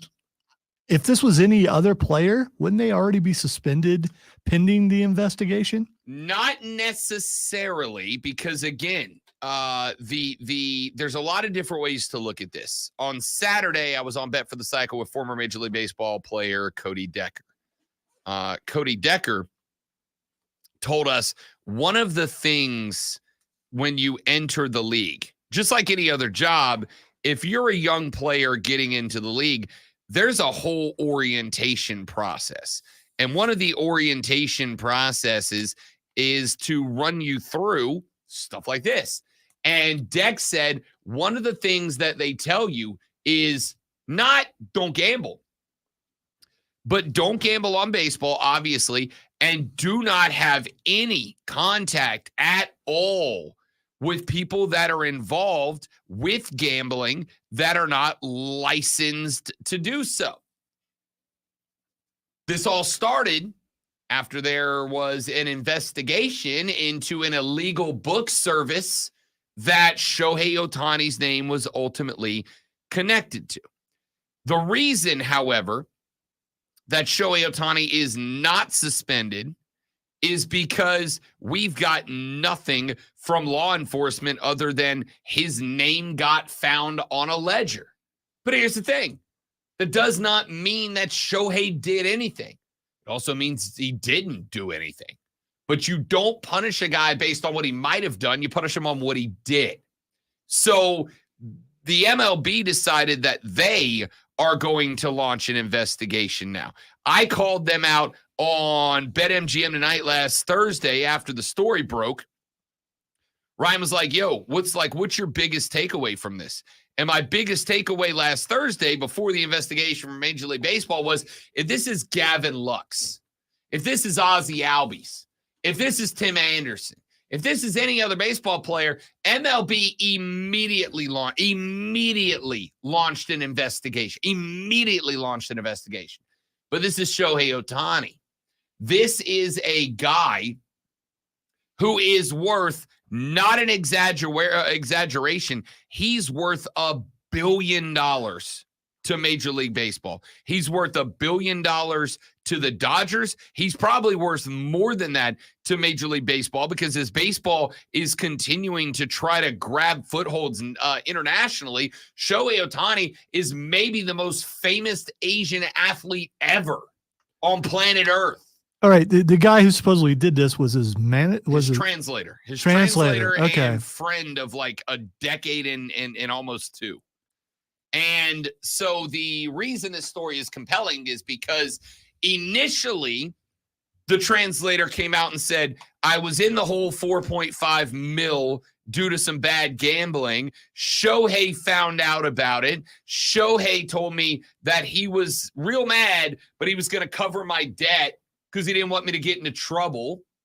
And he sent the wires over. And then a day later, without being prompted, the translator spoke again, and he goes, actually, Shohei didn't know anything. Actually, he wasn't even involved. It was all me, my bad. And oh yeah, says Shohei's representative team, we are launching our own investigation. We are asking law enforcement. I'm not going to say federal. The feds are investigating the illegal gambling ring. Shohei's camp said, we've got law enforcement involved. We've got law enforcement looking into large-scale theft of 4.5 mil. They didn't say who. We don't know which law enforcement it is. Is it local cops? Is it the feds? Is it LA County, Orange Beach County? I don't know. And that's part of the reason that I've got to watch this Shohei presser whenever it happens, because I got to tell you, we got like some John Grisham stuff going on right here. We got stories changing with pressure, story changing without pressure. We got drama over here. We got drama over there. We got all this stuff going on. We got potential mob connections over here. We got the most famous baseball player on planet Earth who has heard all these stories and has said nothing for a week at this point, and now he's just going to randomly speak out? And by the way, Shoei's image to me is taking a ding. I've made fun of Russell Wilson, not because Russell Wilson's a dork, but because his entire image is so manufactured. It's so artificial that there's no way to connect. And now I'm like, all right, I've like fallen in love with Shohei Ohtani. Is Shohei Ohtani manufactured? Right? Like, is his whole image manufactured? Or all these things that I've jumped on and called this guy the best and perhaps most important baseball player in the history of the game of baseball. Is the whole thing scripted? I don't know. We'll find out. He is set to address the media later on today. We got to run to a break. We'll talk some more basketball. We got a lot of stuff to get into, and we'll hit it running when we come back on the Rob Brown Show in the Fan Upstate. See. All right, guys, quick live read. Then I'm going to hit the head, and then we'll be right back. Stay right there.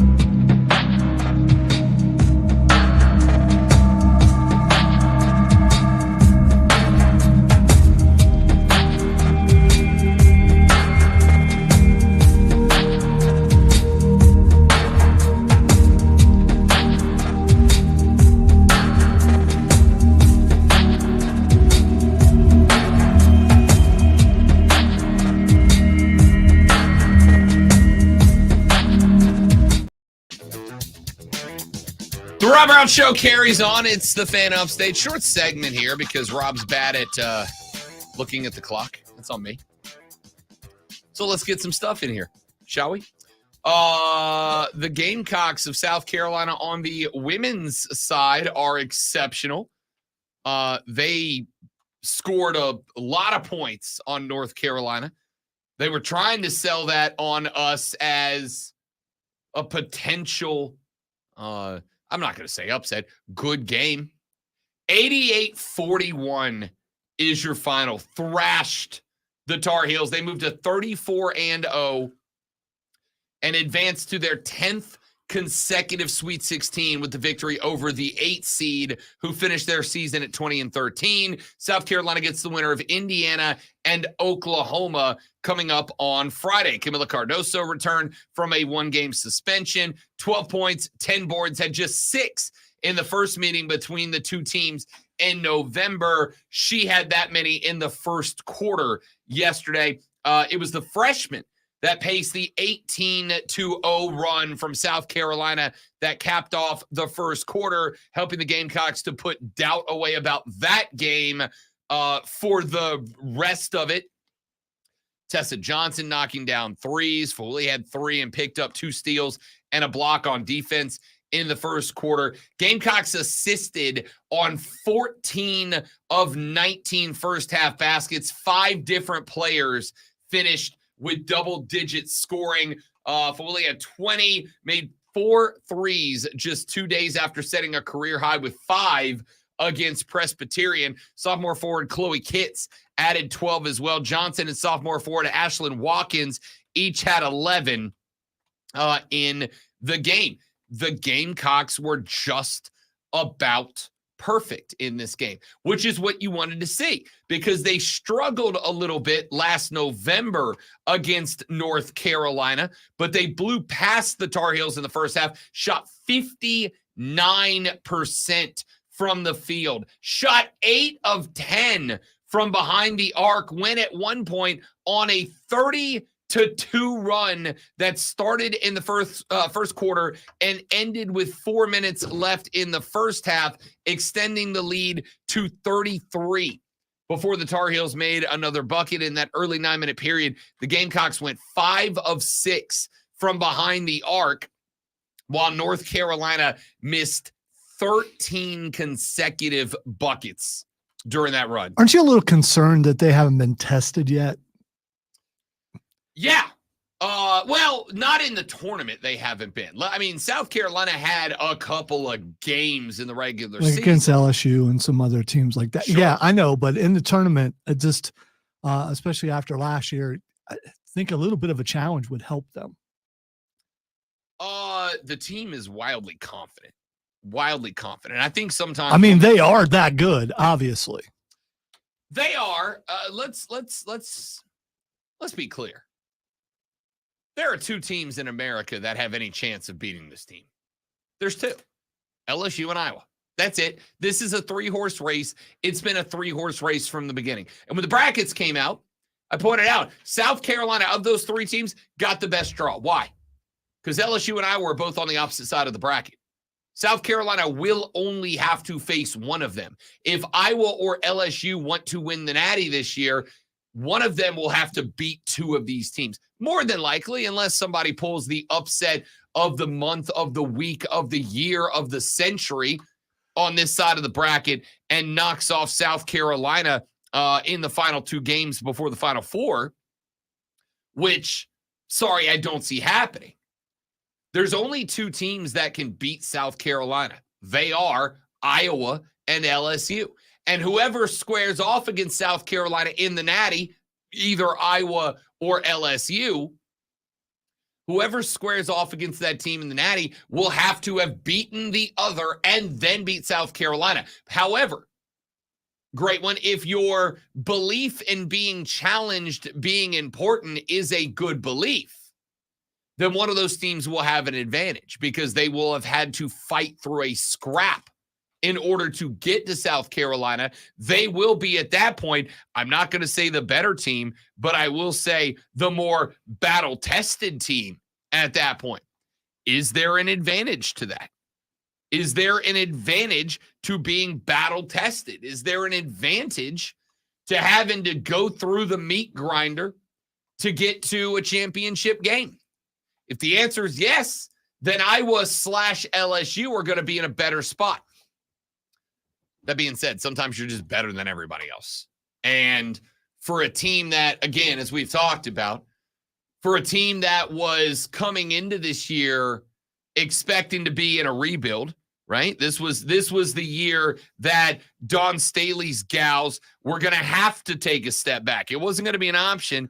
They were going to have to take a step back because they had to rebuild the roster top to bottom. And would you look at this? They're not only in their 10th consecutive Sweet 16, but they're beating the hell out of everybody in the process to get there. And it kind of is what it is at this point. Well, I mean, they're undefeated, and obviously having that kind of coach who's that good, that will get you through an off game and help you win a game. I mean, but they were on this kind of run last year too. And so you just get a little bit worried about that. Again, it's fair because if you match up in the Natty against Caitlin Clark, which of course is what everybody wants, at least sports media everybody for sure, wants. Because I want it.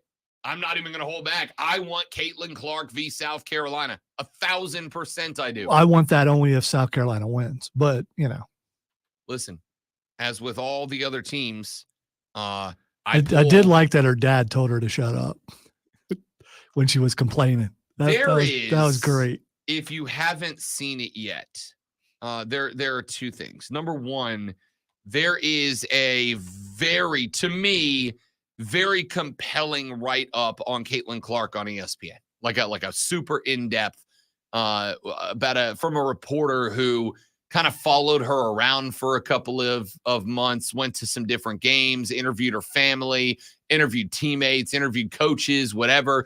It's compelling because I will acknowledge I'm a Caitlin Clark stan. All right. I'm a fan. I'm a huge fan. I love watching Caitlin Clark ball out. But at the same time, no one noticed that. I know. I do try to keep it a secret. I love some Caitlin Clark, but I will tell you that I don't know a lot about her background. And this write-up did a real good job of going into that, and it kind of unveils a little bit about where that competitiveness comes from, and part of it is from her dad. And so if you didn't see it, in Iowa's game this weekend, there was a moment where young Caitlin was kind of heated, kind of fired up, and she was chirping at the refs a little bit. And she turned at one point and was looking at the crowd in the middle of a tantrum, and the camera caught her dad. And her dad looks at her, and he just goes, "Stop," which is incredible. Because if I was doing something and somebody, not my dad, looked at me and went, "Stop," my reaction would be, "You. Who the hell are you?" Right?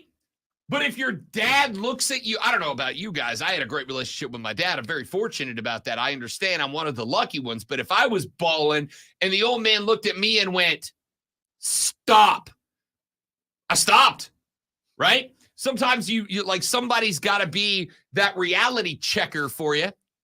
And I thought that was a spectacular moment. Anyway, if we get the finals that I want, and I mean, I'd be very happy with LSU versus South Carolina. I'd be very happy with LSU South Carolina because that rivalry is good. That being said, we've already seen it, and Dawn's gals dominated in that game. I'm still in for it because the rivalry's heated. Give me more fans jumping over the scorer's table for sure. But the matchup I want is South Carolina v. Iowa. It's Caitlin Clark versus Dawn Staley. That's what I'm looking for. And if we get that finals and South Carolina makes it to that point and nobody has slapped them in the mouth at that point in this tournament, is there a chance they come out arrogant, cocky? Which is not the hallmark of a Dawn Staley team. Let's be clear. That's not a thing that they have done. But at the same time, if you're going to win 9, 10, 11, 12, 13 straight games, at some point the air of invincibility comes. I'm going to go back and point out North Carolina. Come on and raise up on the men's side, a 1 seed. North Carolina had a nice little run going throughout the end of the year, and then Georgia Tech slapped them in the mouth. And if you were watching, it was at that point that all of a sudden North Carolina started looking and acting like a 1 seed. Now, granted, they got bumped in the ACC tournament, but as I pointed out to you all, and I pointed this out about Purdue, I pointed this out about Clemson, North Carolina, Duke, those teams don't give a damn about the conference tournament. They don't care. Why should they? So I think sometimes Lonzo's correct. Sometimes you got to get punched in the mouth to figure out how you're going to respond to adversity before adversity gets you. And if you get Iowa and Caitlin Clark, and let's say Caitlin does what she does in the last game, and she comes out and she goes 8 of 10 from behind the arc, and she's popping logo threes, and you can't stop her. And all of a sudden, you look up at the board, and it's the end of the first quarter, and I was up a tray because Caitlin Clark's got the sniper rifle out. If that ends up being the case, how do you handle that? And I don't know that the ladies know. But what I do know is that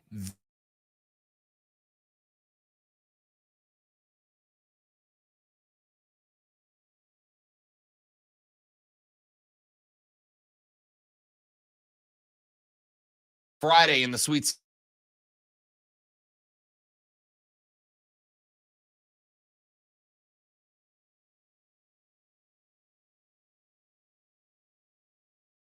by 8 or more going into the final innings and then came back to win the game. 2 on grand slams to tie it. Clemson baseball put themselves on the damn map this weekend against an previously undefeated FSU team.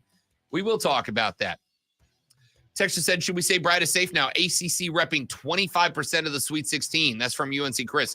Oh, we're talking about that. And you, Greg Sankey. Mr. I don't think IQ should go to mid-majors. Yeah, how's your conference doing? Back after this on the Rob Brown Show in the Fan Upstate.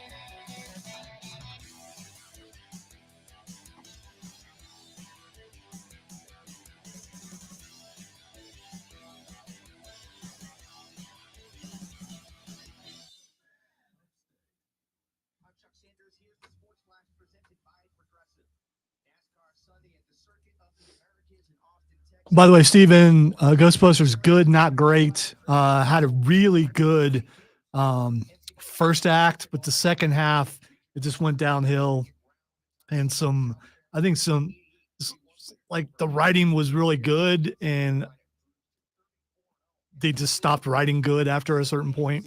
I mean, it's good enough to go see if you like the last one, but not as good as the last one.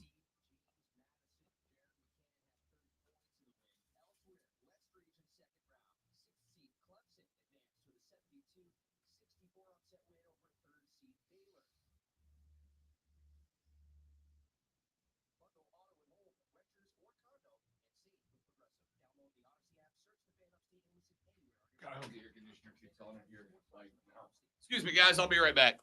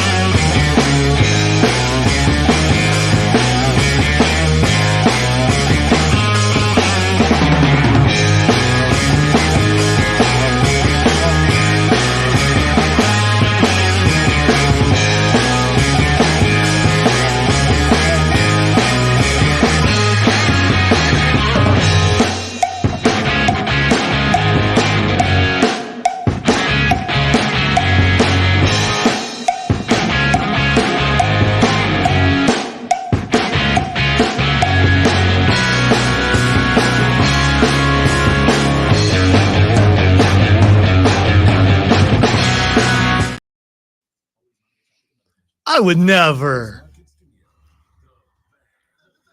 I think I know what I can get away with until I find out I can't. You can't. Yeah.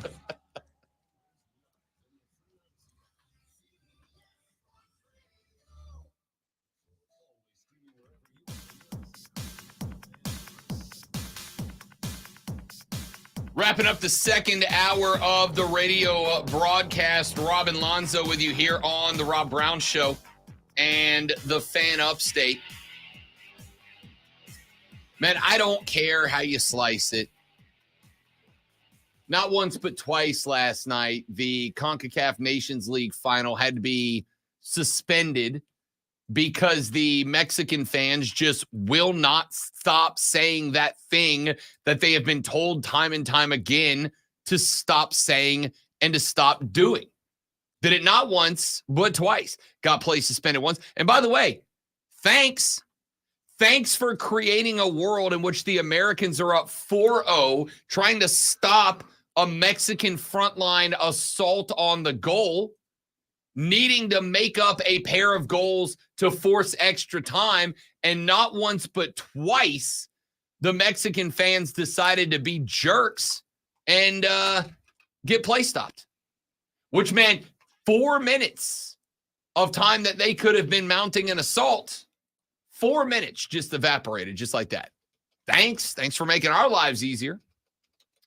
I'm just going to make this real quick, and then I'm not going to bring it up again because I know most of you don't care. I do. So I'm going to bring it up. Until CONCACAF decides to actually hurt them. And I'm not talking about stopping play while their team is down 2 goals in a game they very much wanted to win. I'm not talking about stopping play twice in a CONCACAF Nations League final. I'm talking about until they start having this team play home games without a crowd, until they start locking the fans out. Every time you do this, your next home game is empty.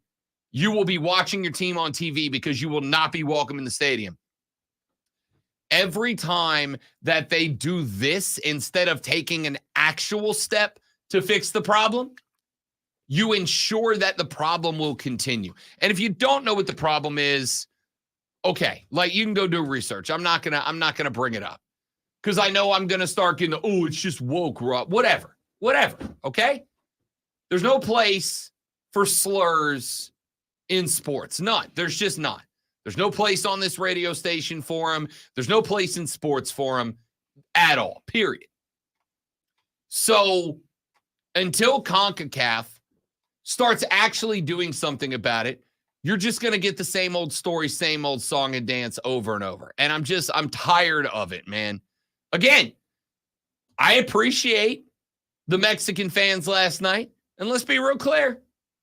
I love Mexico. I've been there a lot of times. I'm a big fan. I love the food. I love the drink. I love the music. I love the culture. I love the scenery. I love the people. I have never been to Mexico and had a bad time. I've gone a lot. It's a wonderful place. But until the fans actually get a hammer brought down, until they are denied access to their team because they keep doing this crap, they're going to keep doing this crap, right? Then after the game, and I was looking at Facebook because I'm a masochist, and there was a cat who went to the game last night. I'm trying to find his name, but he made a post about it on Facebook. Brian Atkinson was his name. Was at the game last night, and after the game was over, obviously the American fans were celebrating because they got the dub. Dos a cero, win their third Nations League final. And my dude put a picture of himself bleeding from his head because a handful of Mexican fans behind him started chunking beer bottles and batteries and whatever else they brought in down towards the field. It caught this young man square on the noggin and sliced him open. Said after the game, he had to go get 5 staples in his skull to close the wound up. This can't be allowed to happen. It can't be. There was a video that came out from the crowd after the Tyler Adams goal, the absolute missile that he knocked through of the players celebrating in the corner and being pelted with beer bottles and full water bottles, et cetera, that cannot be allowed to happen. And yet it keeps going. There's no place for it. Never has been. I don't care what sport. I don't care if it's club or country. I don't care if it's international. I don't care if it's domestic, professional. I don't care if it is college or high school. If you see somebody acting like that, tell them to stop. Tell them to grow up. Can't be allowed to happen. And until CONCACAF stops it, you are putting the lives and well-being of people in jeopardy. And I'm not good with it. And I'm never going to be. All we need, remember we were making the joke for a while about court storming's going to stop when a player gets hurt, and then Kyle Filipowski for Duke got his ankle rolled up in a court storming, and even I came in the next day like, okay, now we got to do something. Now we got to fix it. This. Because it's a matter of time before the dude taking a battery to the head isn't a fan, but it's Christian Pulisic or it's Mehmet Ochoa. And now we got a problem. Not that the fans are less important than the players, but you know what I'm saying. All right, putting that to bed. Sports Flash. A sweet result for the Clemson Tigers as they advance to the Sweet 16 with a 72-64 win over the Baylor Bears last night. Chase Hunter led the Tigers with 20 points, including 3 of 5 from behind the arc, while Joe Girard III had 13. The Tigers will face the Arizona Wildcats in the round of 16 on Thursday night at 7:09 p.m. Very specific. Dodger star Shohei Ohtani will break his silence when he addresses the media this afternoon. Just less than a week after the Dodgers fired his longtime friend and interpreter, Shohei will make his first comments through a new interpreter. The Ohtani camp originally claimed the $4.5 million wired out was to cover the former interpreter's gambling debt, and now they're changing that story. Again, another sturdy hour of the Rob Brown Show continues right here on Fan Upstate.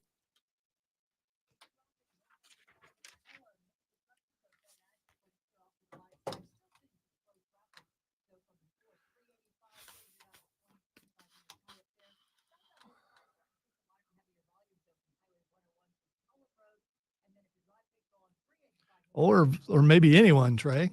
I mean, you know, at least an international soccer game.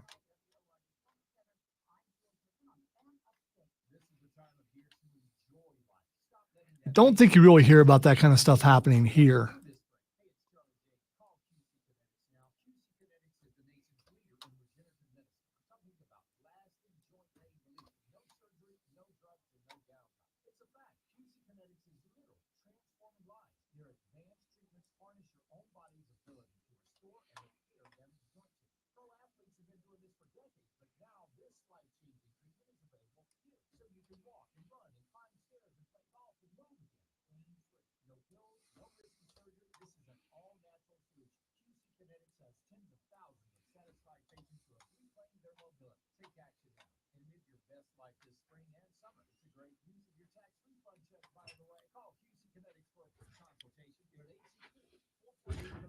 Interpreter and entrepreneur really look very similar. I'm just saying.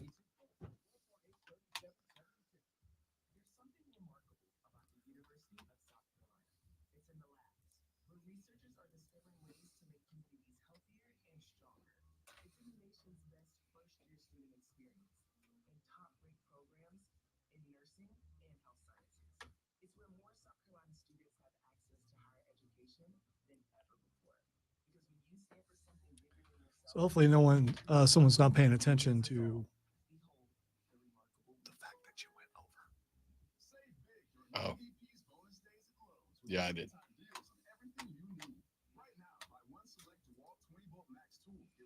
I can't play music right there because we're going into the thing, so I can't.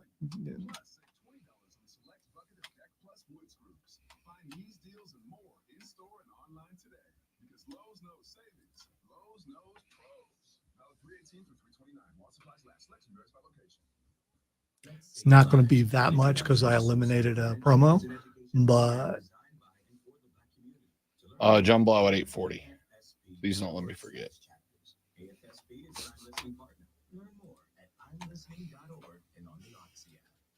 Hey, this is Diesel, and this is Cole with Wire to Wire, and we'll be live this Wednesday from 3 to 7 at Eagles Markets at 410 Pelzer Highway in Easton. Stop by and say hi. We will also be giving away a $25 Eagles gift card.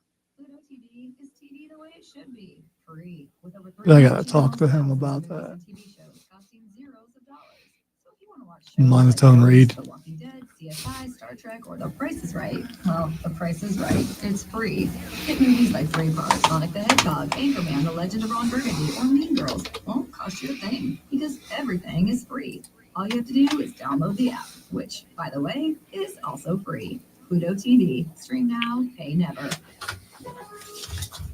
Save big during MVP's bonus days at Lowe's with limited time deals on everything you need. Right now, buy one select DeWalt 20-volt max tool, get one DeWalt 20-volt max power stack battery 2-pack free, a $179 value. Plus, save $20 on a select bucket of Deck Plus wood screws. Find these deals and more in-store and online today. Because Lowe's knows savings. Lowe's knows pros. Valid 3/18 through 3/29. While supplies last. Selection varies by location. WORD Smucker. WFPC HD3 Greenville, the official sports voice of the Upstate Fan. Live from the Philadelphia. On official Ron Brown lockdown. Yeah. Manufactured locally for the Carolinas.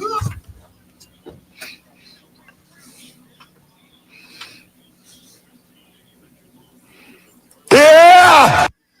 Yeah! Yeah! Yeah! Yeah! Sorry, I was asleep at the wheel over here. yeah, your head movements need to. I mean, I thought you're gonna break that thing off there the way you. Sleep at the wheel over here. Hey, I did you know that we have a brand new program on the station from 3 to 7? I don't know if you knew that. See, I've been away for a week, and you come back and you find stuff out, and you find out that an exciting new program is coming to the Fan Upstate. Did I know? Yeah, I knew. And I knew because last Friday, I was graced with the presence of not one, but both of the hosts of that show. I was graced with the presence of the two hosts of our brand new show, Wire to Wire, with Cole Bryson and Diesel, with Diesel and Cole Bryson. For like 30 minutes, they were on the show. They took that much time out of their day to join us on the show. Wire to Wire with Diesel and Cole Bryson starts today at 3 p.m. The very first episode of the show. Super pumped about it. Was Diesel's beard immaculate? It was. He was from his home studio, joined us on the stream, and he did the blurry background thing, which I'm pretty sure he did just so that his beard looked that much better. It would put focus on it. It did. I want to also say that welcome on board to Cole Bryson. You now have beard number 4. Sorry, beard number 4. Beard number 4 out of 4? Yeah. I got to give myself 3. Wow. I got to give myself 3. You're definitely 2 because you got the the bush starting to. I know. form I think down I'm bringing it there. back. If I gotta have the hair short, I'm gonna let the beard come back. It's not happening. It's just a matter of time before you're given orders that. No. The beard she doesn't care about. Okay, as far as you know. No, okay. she doesn't. All right. Because it was last year. I had it going for a minute. I got rid of it because it gets real itchy, and I'm a wuss. Cole has to do it because he's got that baby face. He does have that baby He's face. got to cover that baby face. Baby face Cole looks like he's 12, and I say that in the most loving way. Cole and Diesel coming. He up might at 4 p.m. actually today. be 12. I don't know. I haven't seen his birth certificate. April texted the show, and April said, "Good morning, welcome back, Alonso. Rob, are you going to do a rundown of the leaders in your bracket?" And I thought to myself, I probably should. Let's go take a look. Lonzo April texted the show and said, can you do a rundown of the leaders in the bracket contest? Would you like to take a stab at who the leader in the bracket contest is? I'm going to go with, first of all, not you. Nope. And so if it's not you, it's got to be April. It is absolutely April. April right now leading the bracket, not just leading the bracket contest, April leading the bracket contest and still has her national champion dancing. Now, so do a lot of others. Are we willing to say who our national champion is? Or yeah, not? for sure. It's okay. you can go look at the bracket. Once the bracket. I didn't get invited, so I couldn't. I couldn't do that. I mean, you could have. You took a vacation. Dude, why look at something that I can't be a part of? Here's what I'll say. All I can say is I am most happy about this. My bracket is on the first page of entries, not the second page of entries. So I'm good with that. Like I'm happy about that. Does it like list 100 on the first page? On the first. So let me tell you what happened. I created a new bracket challenge competition for this year. But last year's, which I assumed just deleted itself, did not.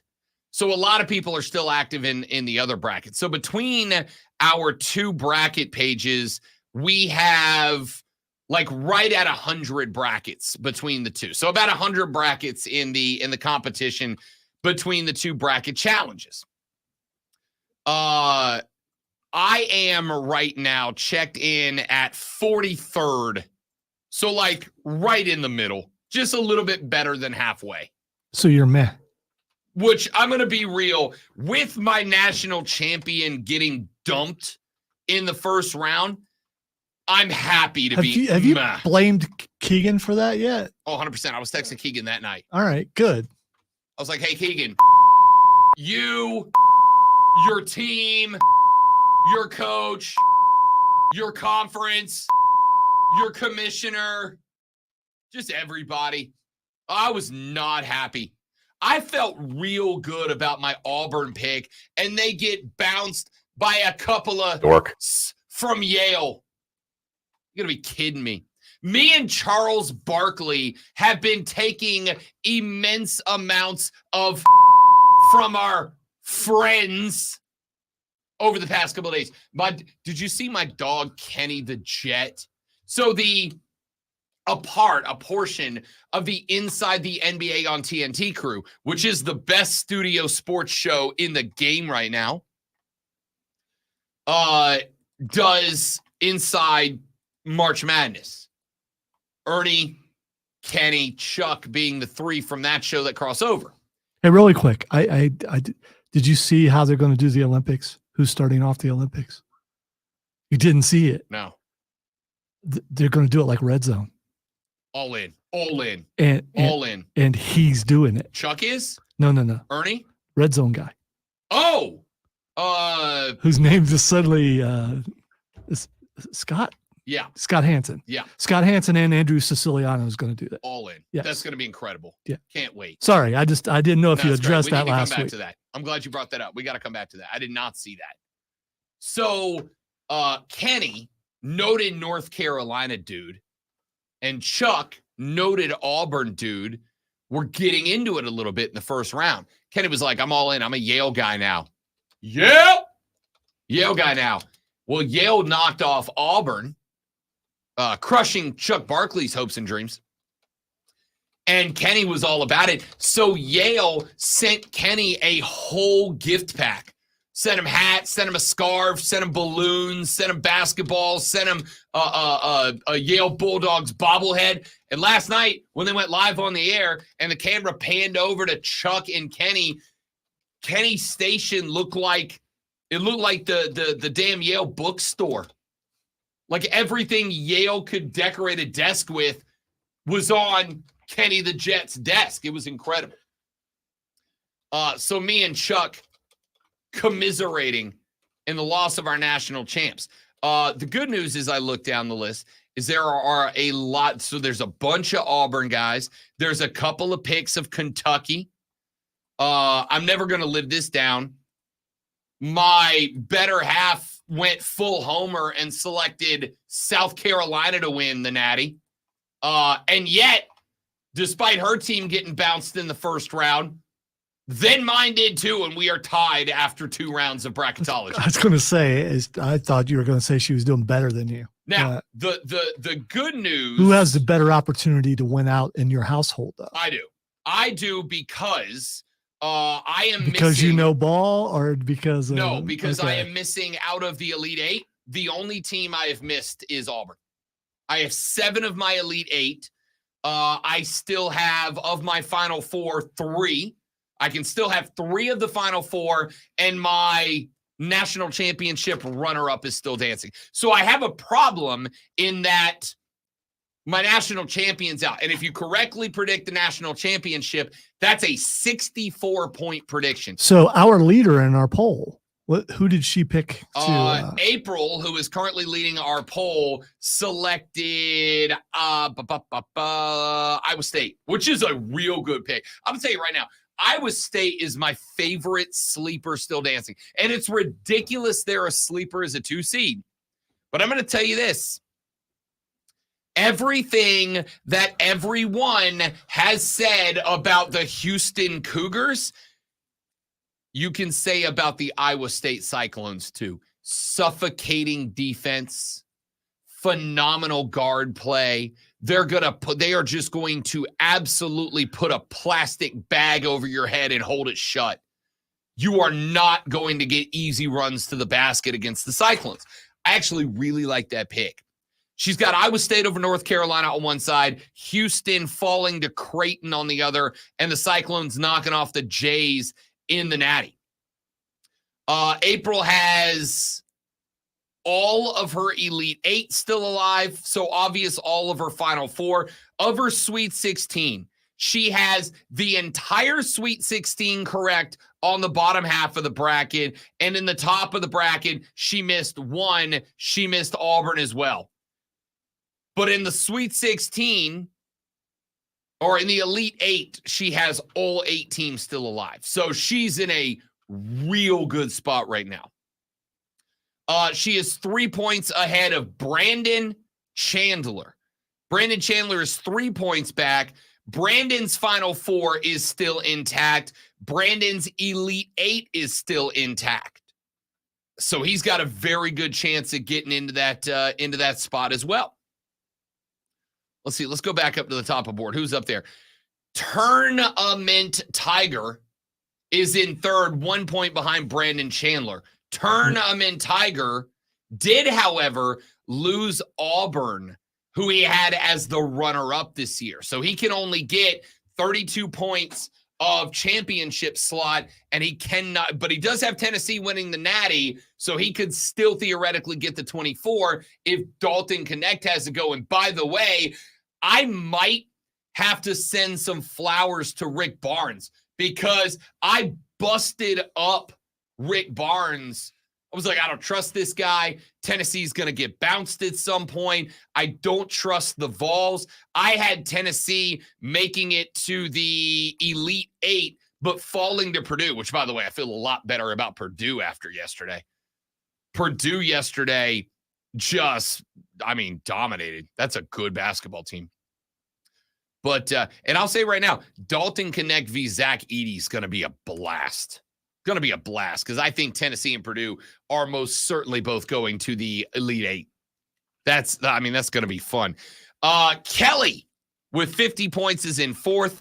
Mike Dover and Harper Thomas and Chief Spires tied at 49. Brian Collins at 48.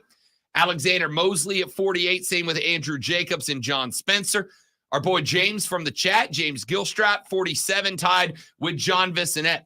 With Zach DeBreezy at 47. Mike, our boy Mike from the stream, 46. A bracket that someone labeled Robert Brown, but most certainly is not me, is currently checked into the next spot. That is at 15, tie 15. Andrew Bickford, Jeffrey Williams, both with 46 and 15th.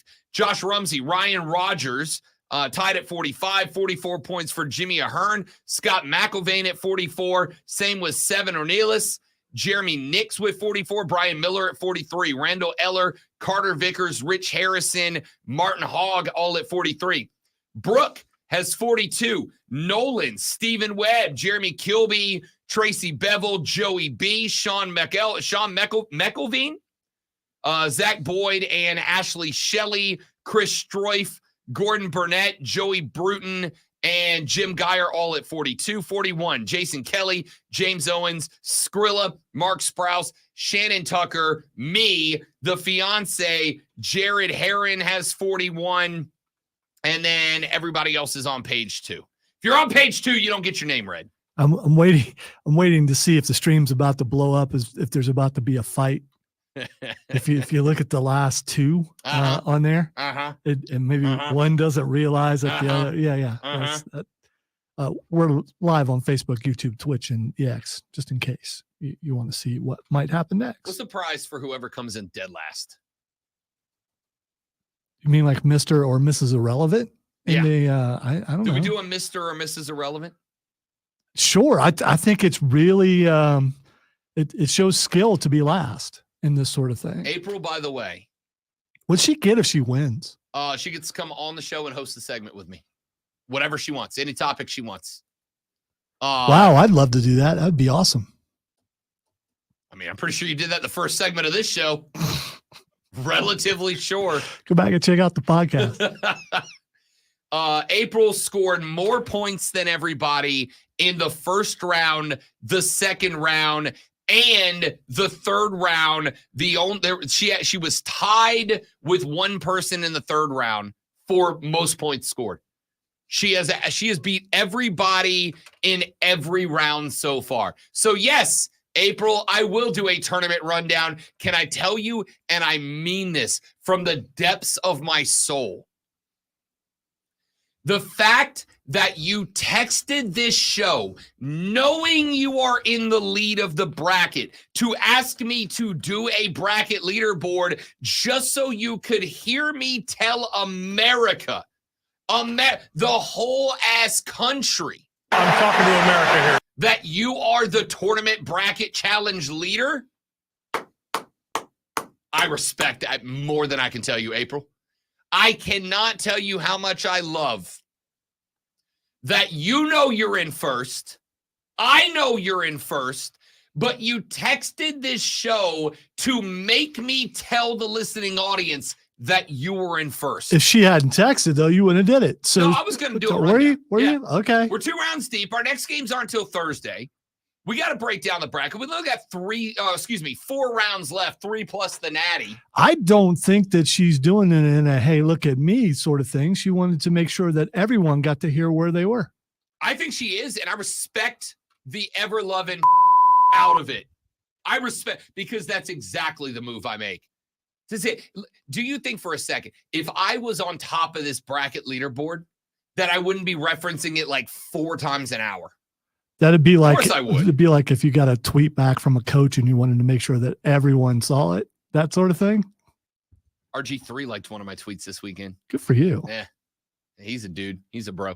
All right, let's run to a break. Texter said, when are you going to talk about ACC and SEC performances in the tournament? I'm glad you asked, Texter. The answer is coming up after this break. Rob Lonzo and you on the Rob Brown Show.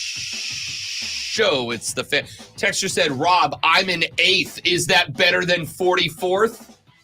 I think it might be. I think you need to keep asking those questions. Text line 71307. It's the Rob Brown Show on the feed, jerk, on the Fan Upstate. That's such a good tweet. Well, that last one was harsh for some reason. Well, yeah, the volume is up. Had to be because of those. I wish I could control the volume inside of the software. You need to find a level in the cool edit where you try to make everything. Yeah. Level. That will help. All right, guys, I'm going to step away for 45 seconds. I'll be right back.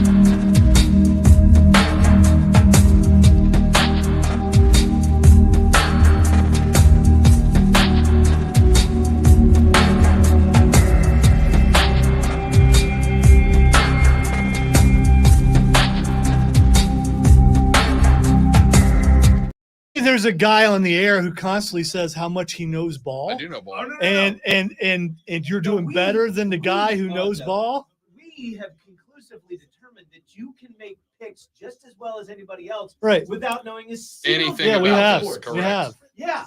Prove that all the Correct. time. Yes. However, I thought it was, and again, I understand the personal dynamics here. Yep. I'm talking about just the numbers. Like when do you stop getting to be able to brag about your position?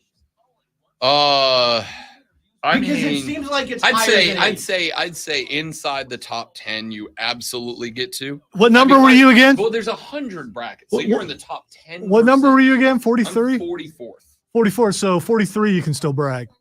Because 40. yeah, you can still brag if you're 43. Because you're better than knower of ball over there. So I mean, that's right. I am going to say this. I made a lot of money gambling this weekend, so I got that going for me, which is nice. Yeah. So did you yes. pick different things while doing that, or does? Oh, I bet entirely against my bracket, and I was like, "Listen, my bracket's getting hammered into the." You should dirt, do that, Andrew, and everyone right? should do that. I'm getting hammered in the dirt. So if my bracket is going to get its ass kicked, I'm just going to bet Right, Oppo at the least, bracket, yeah. and I've At made least so make much some money money. betting against me. Sure. There you go. Carry on. Thanks.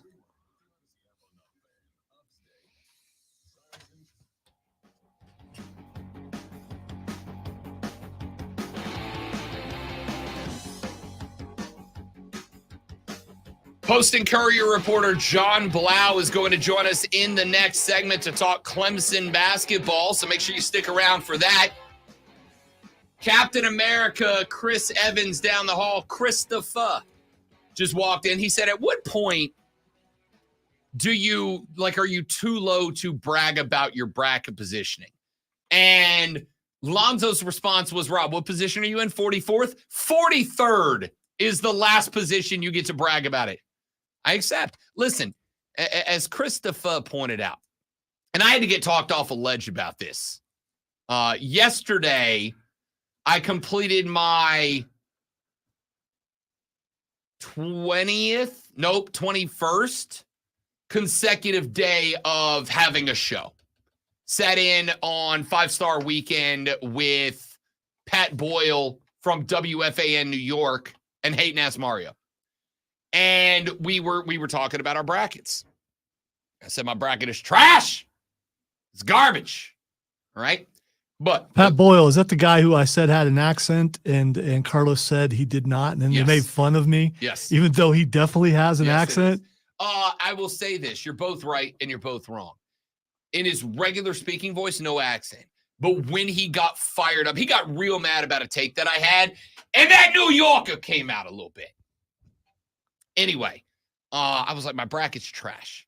And Pat said the same thing that Chris said just a minute ago, which is it has been established that knowing ball is irrelevant when it comes to filling out a bracket. It can help. It can help. But it's kind of irrelevant. Like, it's not a crapshoot, right? You can't just pick any team and have a shot. But there's a lot of matchups like Gonzaga-Creighton where I think you can be the ball-knowingest guy in the world, and it wouldn't matter because the game's the game, and that's why we play it. It's very similar to gambling. I am a good handicapper. I'm a good gambler. I win more than I lose. I am on the BetQL network over the past 2 weeks. One of the best on-record pickers on the BetQL network right now. You know what my percentage picks are? 61% over the past 2 weeks. Like slightly better than half. And that's great because you can know the ball all you want. But at the end of the day, it's a crapshoot.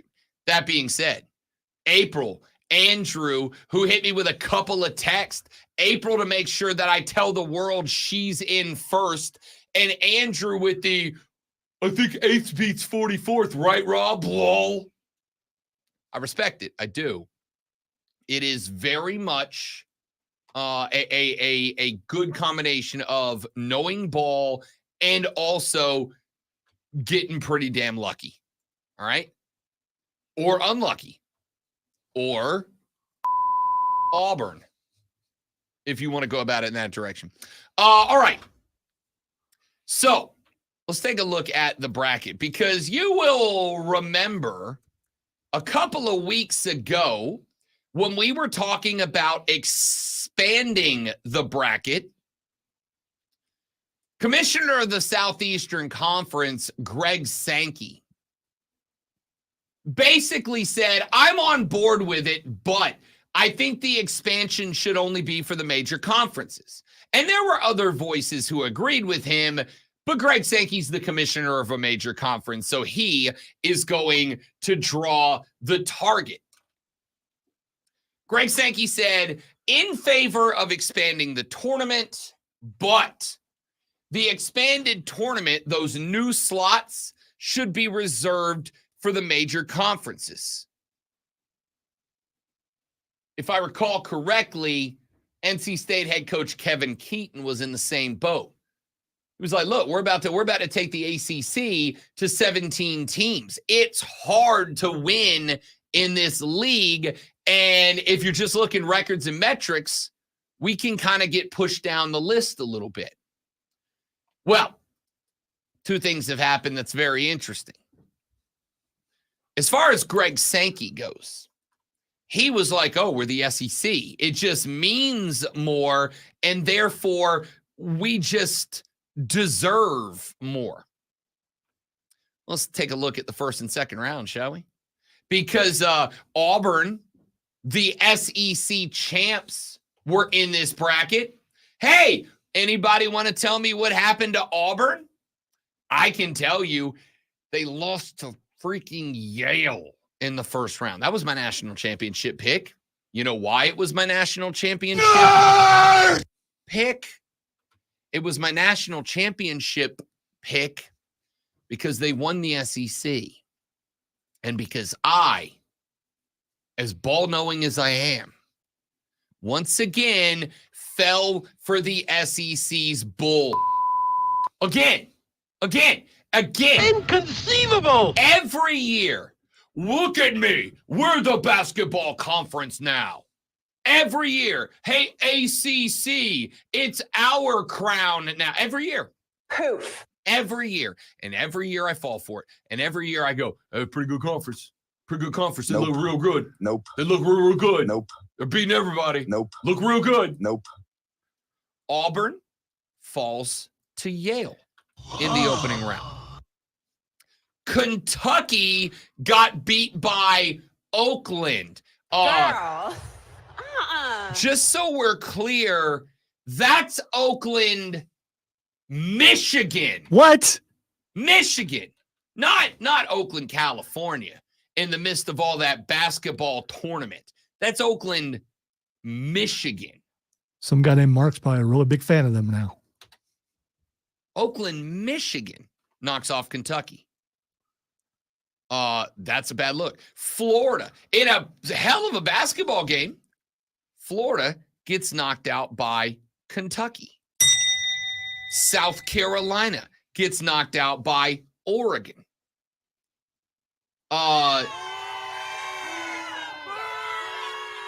Then you had the teams that moved on to the second round. What? Now, Alabama does get by Grand Canyon and the College of Charleston. By the way, College of Charleston, without a doubt, best uniforms in this tournament.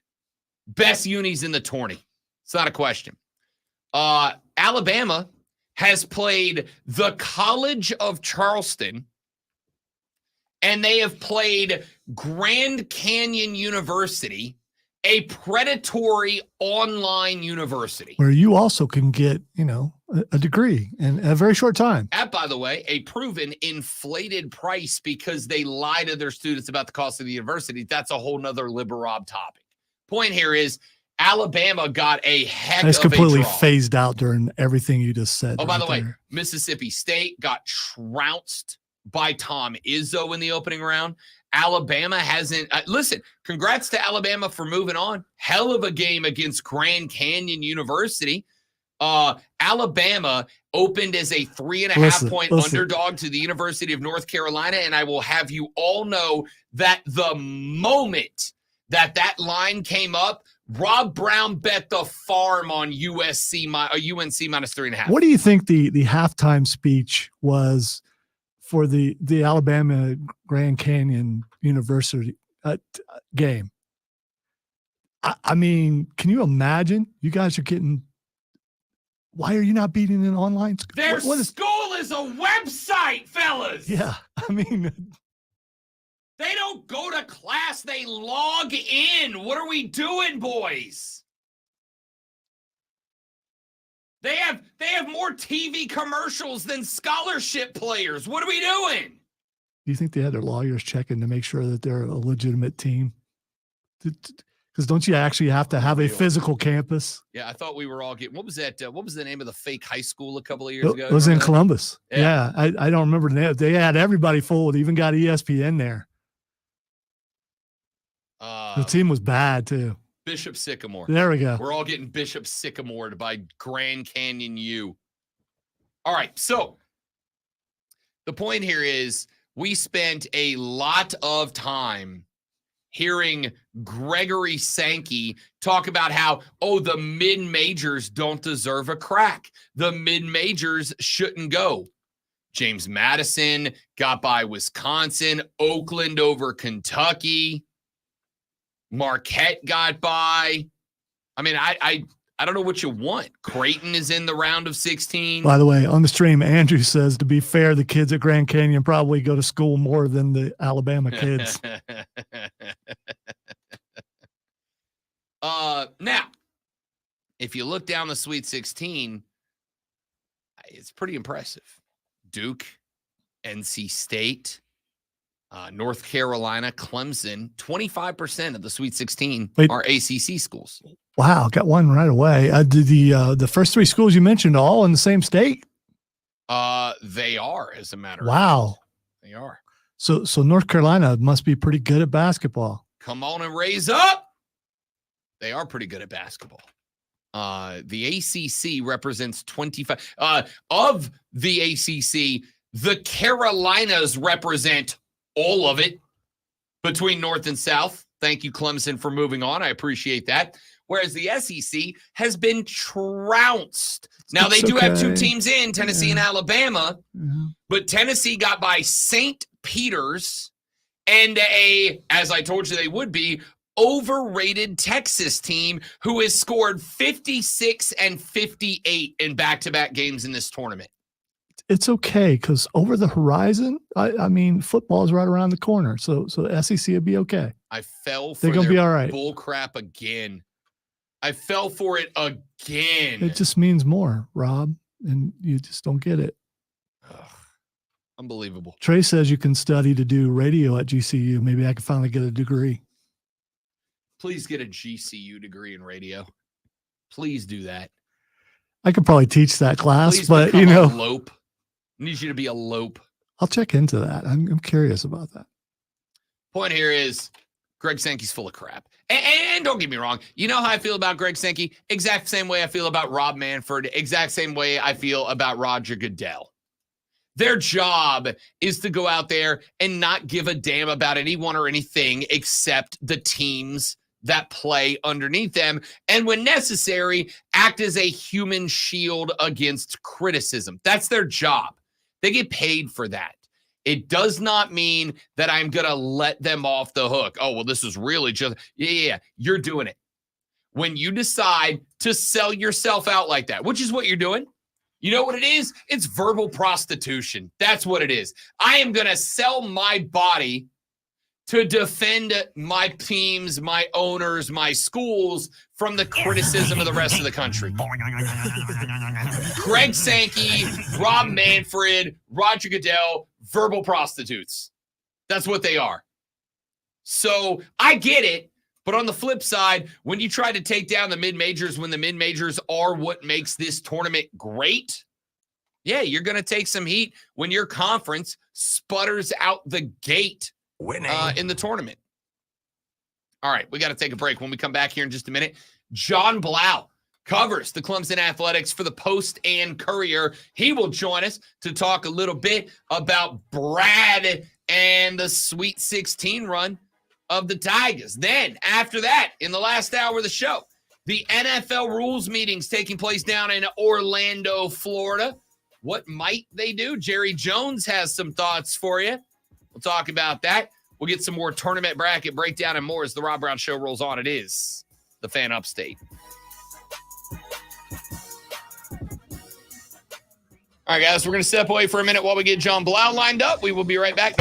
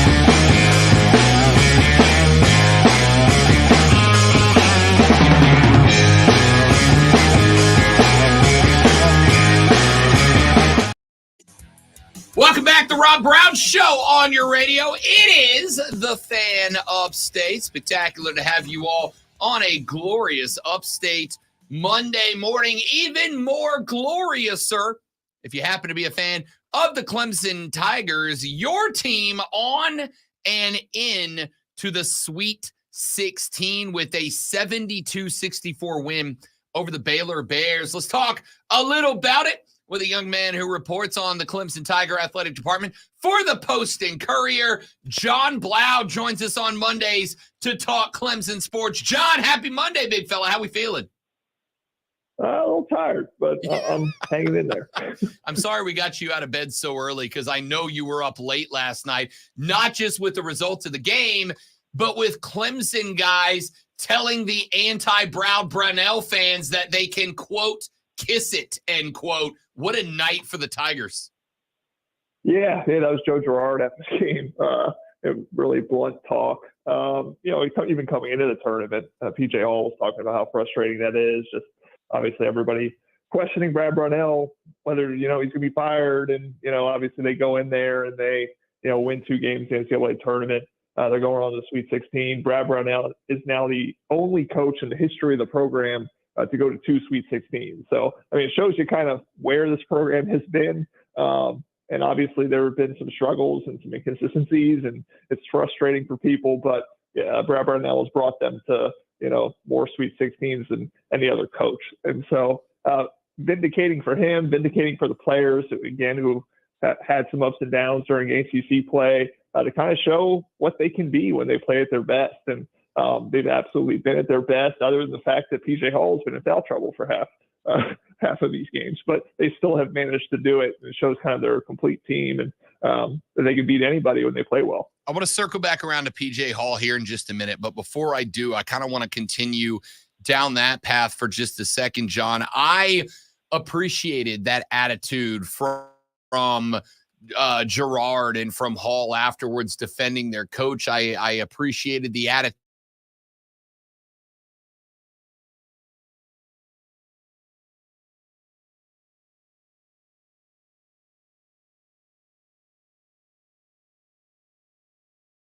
National championship tournament. When it gets conference time, a lot of Clemson fans have said, there's not that fire, there's not that intensity. This team doesn't really have that oomph that we want to see during a tournament. So to hear these guys being that blunt on the mic after a win tells me maybe they do, and they're just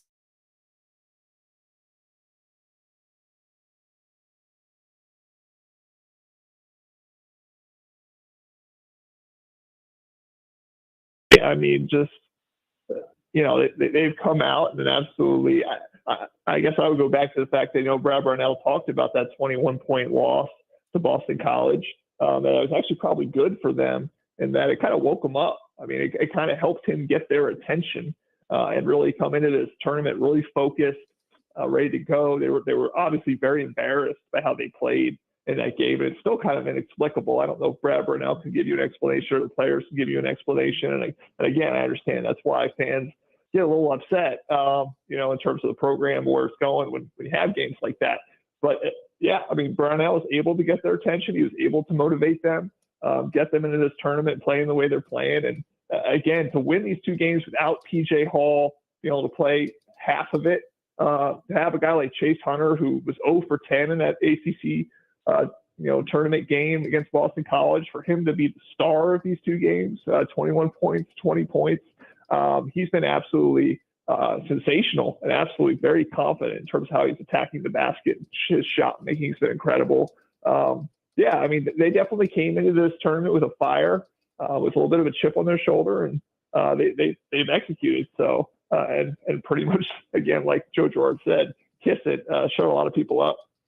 After that Boston College exit from the ACC tournament, there was a spot where I don't know who it was that asked the question, but somebody asked Brad about, kind of driving this team and bringing a fire to this team. And Brad was like, we don't really have that. Like, I don't know if these guys can take that and that type of leadership.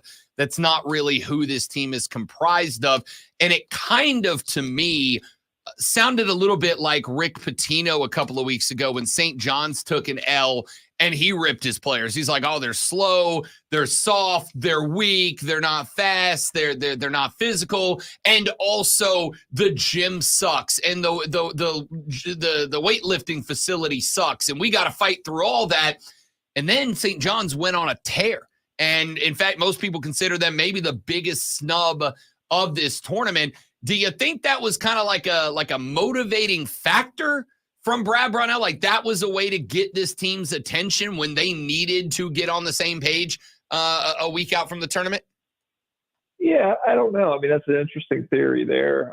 When I heard that question and when I heard that response, it just felt like Brad just being a very honest person in terms of just there are players you can motivate in certain ways and some players you can't. And he just feels like there's a collection. I think what he's saying is more a collection of players that when you get too hard on them, when you really bear down on them, sometimes they just don't respond very well.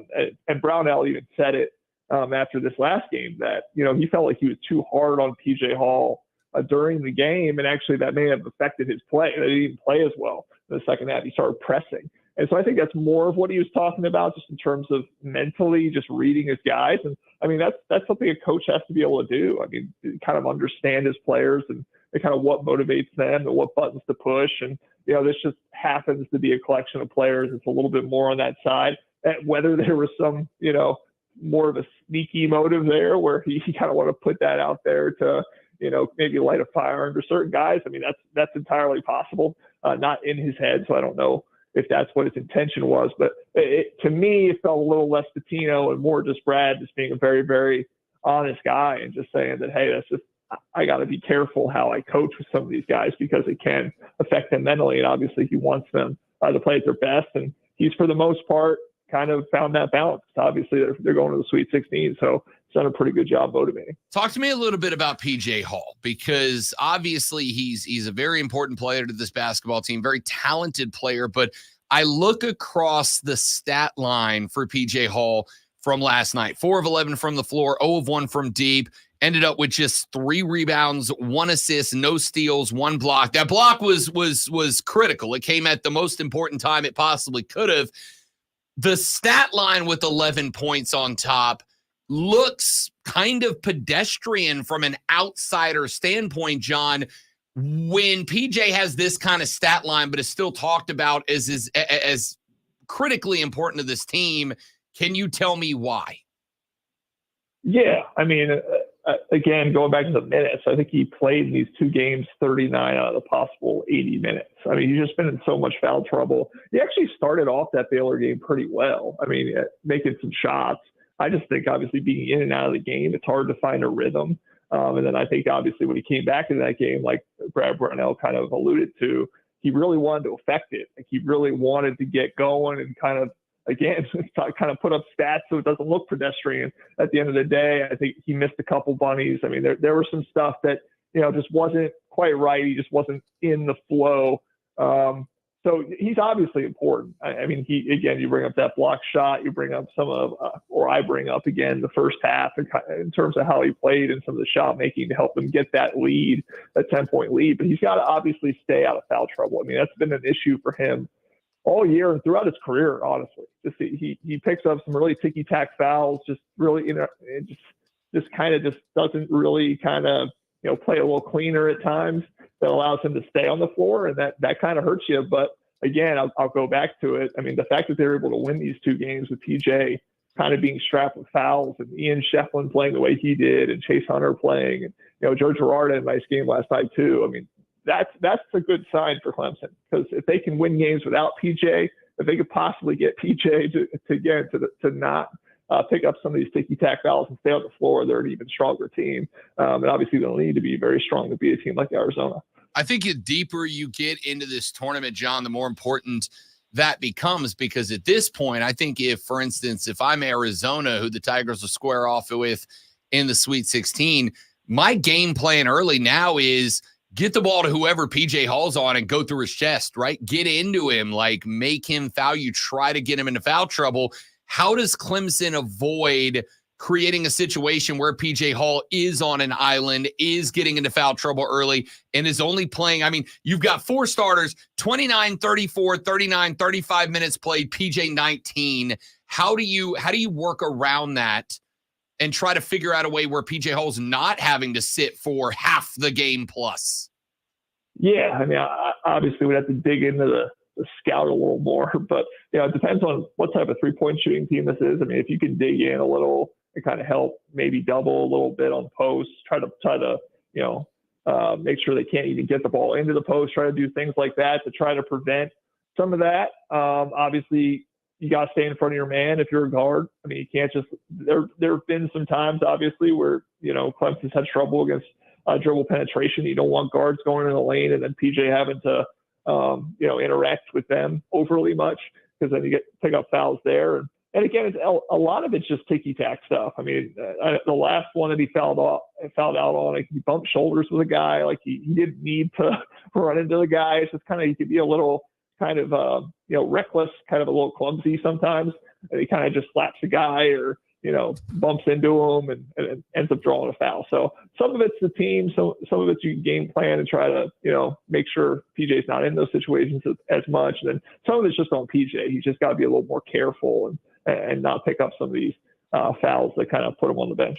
Last one, John Blau for the Post-Courier here on the Rob Brown Show and the Fan Upstate talking Clemson basketball. Last one for you, John. Got about 60 seconds here. Clemson moves past Arizona into the Elite Eight if blank. If Chase Hunter keeps playing the way he's playing. I mean, again, guard play wins it for you in March. For him to have 2 20-plus point games, especially coming off that ACC tournament game where he had 2, and for Joe Girard to have 13 points and really kind of help amplify that backcourt play. I think if that backcourt continues to score at the level it's been scoring, continues to be efficient, to continue to share the ball, and not force shots, I think this is a team, obviously, that can beat anyone, especially, again, with the defense they've been playing. So I will focus mainly on the guard play. And then, again, just on the other end, if you can hold teams below 40% shooting, I think you got a pretty good chance. John Blau covers the Clemson Tigers for the Post-Courier. You can find him on Twitter at John_Blau, BLAU. Joins us every Monday at this time to talk Tiger sports. John, you're the best. Thank you, fella. I appreciate it. Thanks, Rob. You got it, my man. John Blau from the Post-Courier every Monday talks Clemson ball. We got to take a break. When we come back, we got like a billion things to fit into 60 minutes, and we'll try our best. Speaking of trying his best, Lonzo's been on vacation. Let's see if he remembers how to do this sports flash. I didn't remember how to do the other two. Why would I remember this one? The United States men's soccer team has played in 3 CONCACAF National League finals, and last night with a 2-0 win over rival Mexico, they collected their 3rd trophy, a scoreline of 2-0 with I'm required to say it that way, with a rocket of a goal by Tyler Adams and a creative wonder from Gio Reyna. Notched the win. A sweet result for the Clemson Tigers as they advanced to the Sweet 16 with a 72-64 win over the Baylor Bears last night. Chase Hunter led the Tigers with 20 points, including 3 of 5 from behind the arc, while Joe Girard had 13. The Tigers will face the Arizona Wildcats in the round of 16 on Thursday night at 7:09 p.m. Promptly, maybe. I don't know. Another sturdy hour of the Rob Brown Show continues right here on the station, on the Fan, Upstate.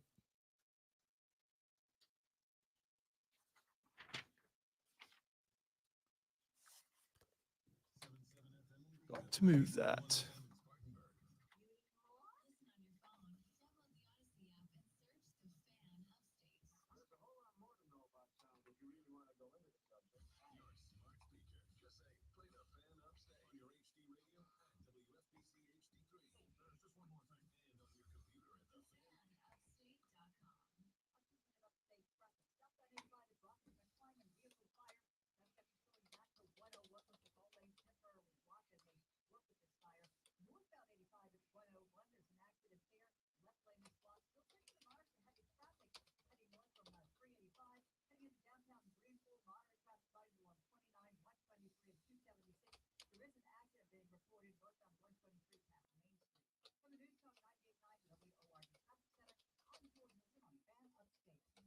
In this market, you'll find Fisher Investments is different than other money managers. Different how? Aren't we all just looking for the hottest stocks? Nope, we use diversified strategies to position our clients' portfolios for their long-term goals. You don't just provide cookie-cutter portfolios, No, we tailor our clients' portfolios to their goals and needs. but you still sell investments that generate high commissions, right? No, we don't sell commission-based products. We're a fiduciary, the highest standard of care for a financial advisor. It means we're obligated to act in our clients' best interests. So who wouldn't make more money? Only when your clients make more money? Yep, we have one transparent management fee structure, so we do better, but our clients do better. Sounds like you really look out for your clients. We do, because our priority is helping them achieve a comfortable retirement. That might be why most of our clients come from other money managers. Visit FisherInvestments.com to find out why investors like you switch to us. Fisher Investments, clearly different money management. Yes, Andrew, I will be there both days. We usually get there early on. I mean, right before it starts, and we'll be there the first couple hours because it takes that long to walk around and really look at everything.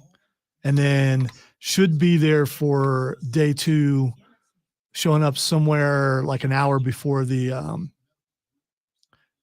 costume contest, because that was really good last year. And it's also WrestleMania weekend too. So on top of that, And Masters weekend. it's going to be a very busy weekend. But yeah, we'll be there. Rob might even be there. I doubt it. No, he might. He might. Saturday when the baseball show's over, I'm going to run up there for an hour and a half. I'm going to go specifically because last year there was a guy selling dice bags, right?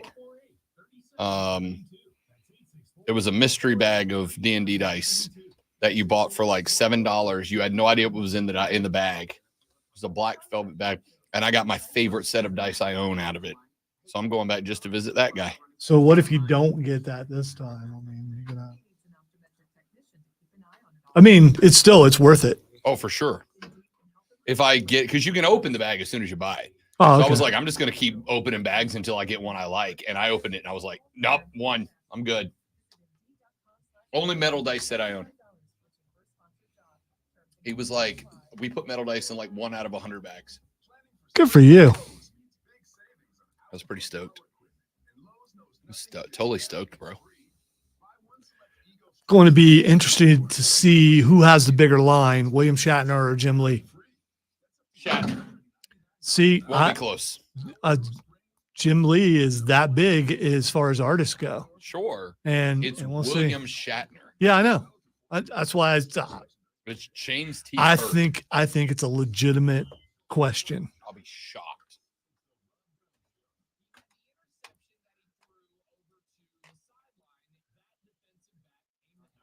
Welcome back. How's it going?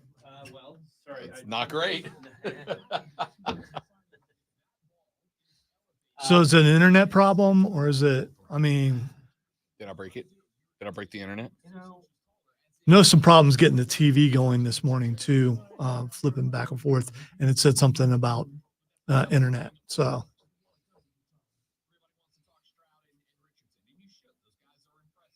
Okay, keep in mind you're on stream. Yeah, Chris was going to say that that F word. No, No, he's going to admit that it's his fault, and he's trying to figure out how to it's not fix my it. fault. Okay, all It right. certainly isn't my fault. Wow, because your face is turning awful red right now. It is, well, I hadn't thought that it might be the internet until you mentioned that. But I've had a couple other internet issues that seem just like one-offs, but if they're all related, then I've got some other work to do. So let me see what I can do. Okay. Bye. Good luck to you. You said Yeah, I don't need like more when you than me. did. No, engineering should never say good luck.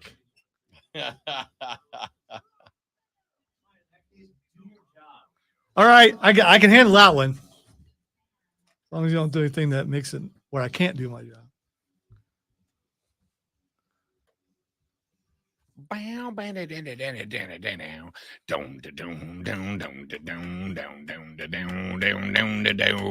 Welcome back, ladies and gentlemen. The final hour of the Rob Brown Show is underway. This is the fan upstate. I am Rob Brown, the great one, Lonzo, back in the saddle again on the ones and twos. I sound just like Steven Tyler. Just like I could be. You would look like him now if someone hadn't made you cut your hair. You know, the things you do for love, the things you do for love. That, by the way, not Steven Tyler. No, it's not. What a day. I couldn't tell you who did it either, but I know the song. So. It's the Archies. No, it's not. Yeah, I have no idea. It is not. It is. Now I have to know. I can't go on with my life without knowing. 10cc. Right. That's what I was saying. There's no way I could. British brand 10cc released in 1976. I think they had a couple hits. Couldn't tell you. I don't know that I couldn't have told you they sing that song. So I Well, damn sure go. can't tell you what else it is. I mean, that was do. obscure for you as far as I think that's a new one out of how many years we've been working together for or something like wrong. that. Yeah. You're not wrong. I knew the lyric, but it's just coming from you. I was surprised. They had 34 singles, and now I have again. I hate my brain sometimes because Oh no, we have the same kind of brain, and so does Chris, and so do I don't know if it's a radio brain or if it's like a pop culture nerd brain or what. But now that we have access to everything, why not use that access? Having immediate knowledge, immediate access to the entirety of mankind's knowledge dating back to Neanderthal, man. Yeah, we don't have to go to the library down in the basement and get microfiche out. I got a supercomputer. If you don't know what microfiche are, look it up. I don't. They're like negatives, except you got to put it in this viewer and you got to turn. You've never seen. Yeah, I am a little bit I think older. you're dating yourself a little bit right now. Duh, like I don't ever do that. Microfiche is a statistical software application that fisheries professionals use to generate population estimates and length weight metrics of species of fish. I don't think that's what you're talking about. No, that's not. You probably spelled here it is. National Library of Australia has it covered for us here. If you've heard a librarian say microfiche, you may be forgiven for thinking they were talking about tiny aquatic creatures. Wow, who would think that? Yeah, you just read the definition of tiny aquatic.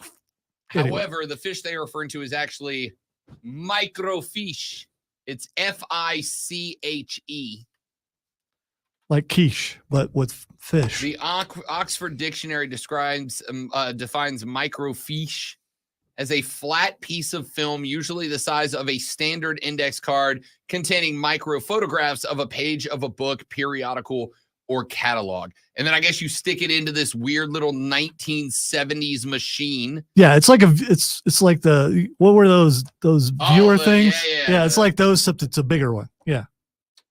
Okay. I learned something today that's completely irrelevant to my life. As someone who had to do 10-page term papers in 10th grade, microfiche before the internet was your friend. The 10cc also wrote a song called "I'm Not in Love," which was a 1995 I'm not in love, single. so don't forget it. I know that song. Yes, that's them. Yes, and I was a little pitchy, but I was right. He recognized it. So yeah, another one that went popular in 1980 called 125. You know that one? Probably not. I feel like we need to look that up during the break. All right, we got to talk sports. Andrew said, all the knowledge in the world and none of the wisdom to use it. Quite the opposite, Andrew. Unfortunately, you know how there's that old joke about like, hey, if I die, clean my browser history for me. Like, don't look at it, just go wipe my browser history. That's a recent joke, so no, I don't. Okay. It's the old bond between new age bros of, if I kick it unexpectedly, I need you to go clear my browser history immediately. Bro, my underwear are dirty. I'm dying. Please clean my browser for me. If you clean mine, all you're doing is wiping the thousands of Wikipedia. My fiance hates it because anytime that somebody presents me with the little nugget of information that I don't know, my day stops. Nothing else matters. I'm reading the Wikipedia article. And this is my favorite part, is once I've read it, whatever one of the blue links grabbed my attention the most, I'm clicking on that. I'm learning that too. I want you to know, and this is not even a joke. I learned, so the history of the Revolutionary War in South Carolina, which is critically important. I would play the music now, which would actually apply. But that one texter, but that texter ruined it. Forget you, texter. So the Revolutionary War history of South Carolina, immensely important to that war as a whole. Specifically, 3 battles in entirety. Camden, Waxhaws, which was North Carolina, but the Carolinas. Camden, Waxhaws, Kings Mountain, and Cowpens are arguably, outside of Yorktown, maybe 4 of the most important battles of the war. Camden, in which the overwhelming majority of remaining forces in the South were destroyed by the British. Waxhaws, which was where the Waxhaws Massacre took place under Banastre Tarleton. And, of course, that kind of inspired the revolutionaries in the South and in South Carolina to get it together and start pulling their lives together. You don't know me, texter. Then you add Kings Mountain, which is where the Over the Mountain men from backwoods Tennessee came, and they found a British detachment of loyalists that was protecting the left flank of General Cornwallis's army as he was moving to Charlotte. And had he made it to Charlotte and was able to take control of Charlotte, we probably lose the war. But a group of Over the Mountain men came over, and along with some of the patriots from backwoods from upstate South Carolina, they met the loyalists at Kings Mountain and ran them off the battlefield, killed their commander, dispersed their forces. Now Cornwallis's left flank was exposed, so he had to retreat back into South Carolina, allowing us to maintain a little bubble around Charlotte. And then finally Cowpens, where Daniel Morgan pulled off the only triple envelopment of the entire Revolutionary War and destroyed the forces under Banastre Tarleton, forcing Cornwallis to lose faith in him, and once again forcing the Brits further back towards the Midlands of South Carolina, establishing a little bit more Patriot control in our area, driving Cornwallis basically over to the coast and then up to Yorktown. At that point, Washington brought his forces down from New York, New Jersey. They were able to trap Cornwallis in Yorktown. He surrendered, which didn't end the war. There was more after that, but it was basically the waving of the white flag for the Brits at that point. So massively important was the history of the Revolutionary War in South Carolina. And I learned it via Wikipedia because they didn't teach this in school. In school, you hear Revolutionary War, and what do you think of? Concord and Lexington, the Battle of Brooklyn. You think about the North of Boston, Philadelphia. So when you got the job here, you immediately went to, the history of warfare in South Carolina. I'll tell you exactly how it happened. This is completely irrelevant, and I should get in trouble for this segment. I should be in trouble for this, but I've been set off, okay? When I got here and I got into the apartment, you know me, Zoe, I like to just go places. I think you're safe. If anyone's in trouble for a segment. Fair. That's fair. You have covered me up today. One of the first things I like to do whenever I go to a new place, I just drive. I just go. I don't have any direction. I don't have a map. I just get in the car and I just start driving. And I passed a sign on Wade Hampton Boulevard dedicated to Robert Sevier. Robert Sevier was one of the commanders of the Over the Mountain men who came over and helped win the Battle of Kings Mountain. Again, hugely, hugely important battle in the history of the Revolutionary War. And so I'm like, sign. And I'm a sign guy. I read every sign. You show me a historical sign, I'm stopping my day to read it. So I went and I looked up Robert Sevier, and I learned about the Over the Mountain men in Kings Mountain. So then I read about Kings Mountain. Well, Kings Mountain led to a reading of the Battle of Cowpens. And I'm like, what is this? And then, of course, ACC Media Days last year, I got the chance to stop at Kings Mountain. Year before that, I stopped at Cowpens. And I am absolutely that whole ass dork that's going to sit there and have like an entire conversation with the park rangers about the park and about the battlefield. So when I was at Cowpens a couple of years ago, and asked about it. He goes, look, here's the deal. They don't teach this part of the Revolutionary War. It's arguably more important than what happened in the North earlier in the war. This is where it got finished. And I said, why not? He said, well, there's a reason for that, which is during the Civil War, when the South seceded and established the Confederacy, once the Civil War was ended and the Confederacy was crushed and those states returned back to the Union, most of the publishers of educational material, textbooks, most of the publishers were in Philadelphia, in Boston, in the Northeast. And so basically, the people that were in charge of the educational material did everything they could to discredit the South's contributions to the country because, hey, screw you guys, you left. You left the party. You don't get to come back and just be cool, members in good standing.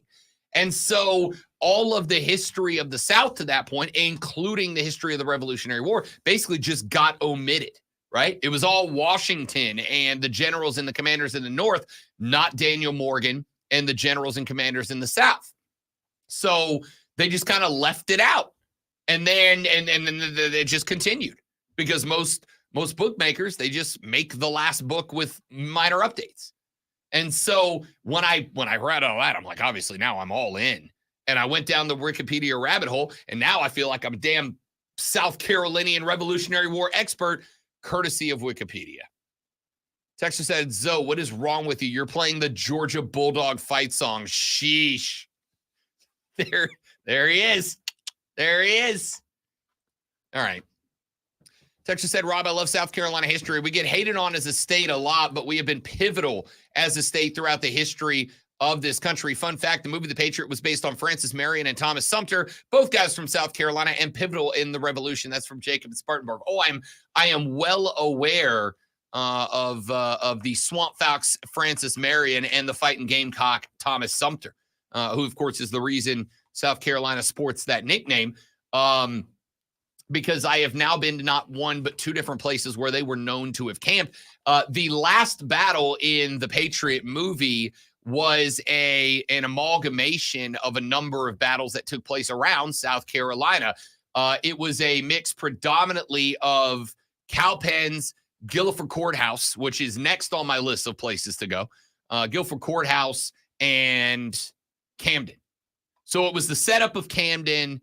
It was the reaction of Cowpens, and it was the final victory of Guilford Courthouse, which was a Pyrrhic victory for the Americans. The Brits actually won at Guilford Courthouse, but they took so many losses that they had to basically, even though they won that battle, give the ground back and begin the retreat. And that's what led to them heading to Yorktown, which was the move that got us. Listen, the South Carolina was a huge part of the Revolutionary War, and this is good stuff. America. Tracy said, U.S. history with Mr. Brown didn't have that on the 2024 bingo card. You absolutely should have. Again, I'm a big-time dork. It just is what it is. Dork. If Rob were the teacher for that segment, he would have visual aids, including microfiche. I was going to say, including costumes. Oh, yeah. He'd be wearing something. Luke texted the show, said, unfortunately, one of my ancestors, Ambrose Mills, was one of the loyalists that was hanged at the Battle of Kings Mountain. Well, Luke, I think you're a good American, and that's all that matters, all right? You're not responsible for what your ancestors did. Don't worry about it. April said, I bet y'all know I'm Not in Love by 10cc. Well, I do now. Yeah, I sang it. You're welcome. Texture said the South lost the Civil War. LOL. Yeah, they did. I read that. I read that in a book, I believe. Read that in a book. Seen a lot of movies about it too, actually. All right, go ahead and start saying "We will rise again." No, don't do that. That's usually what follows. Don't say that. No, I was talking about textures. Yeah, no, I know. Don't. Texter said, "Wigs." All right. Well, I haven't gotten the text yet, but yes, boss, I will meet you in your office after the segment. I will see you in your office. I deserve it. No, you won't. Yeah, it's true. Lonzo's got to go first. All right. I mean, it's too late. Yeah, that's a good call. Thanks for that. All right, we're gonna slam like 3 stories into the next segment. All right, we got to get some We got to get some basketball. We got to get some NASCAR in here. Circuit of the Americas was real good this weekend. Second favorite race of the year behind Bristol. We got to talk about that. Killer Mike has a plan to make MLB better, and I really like it.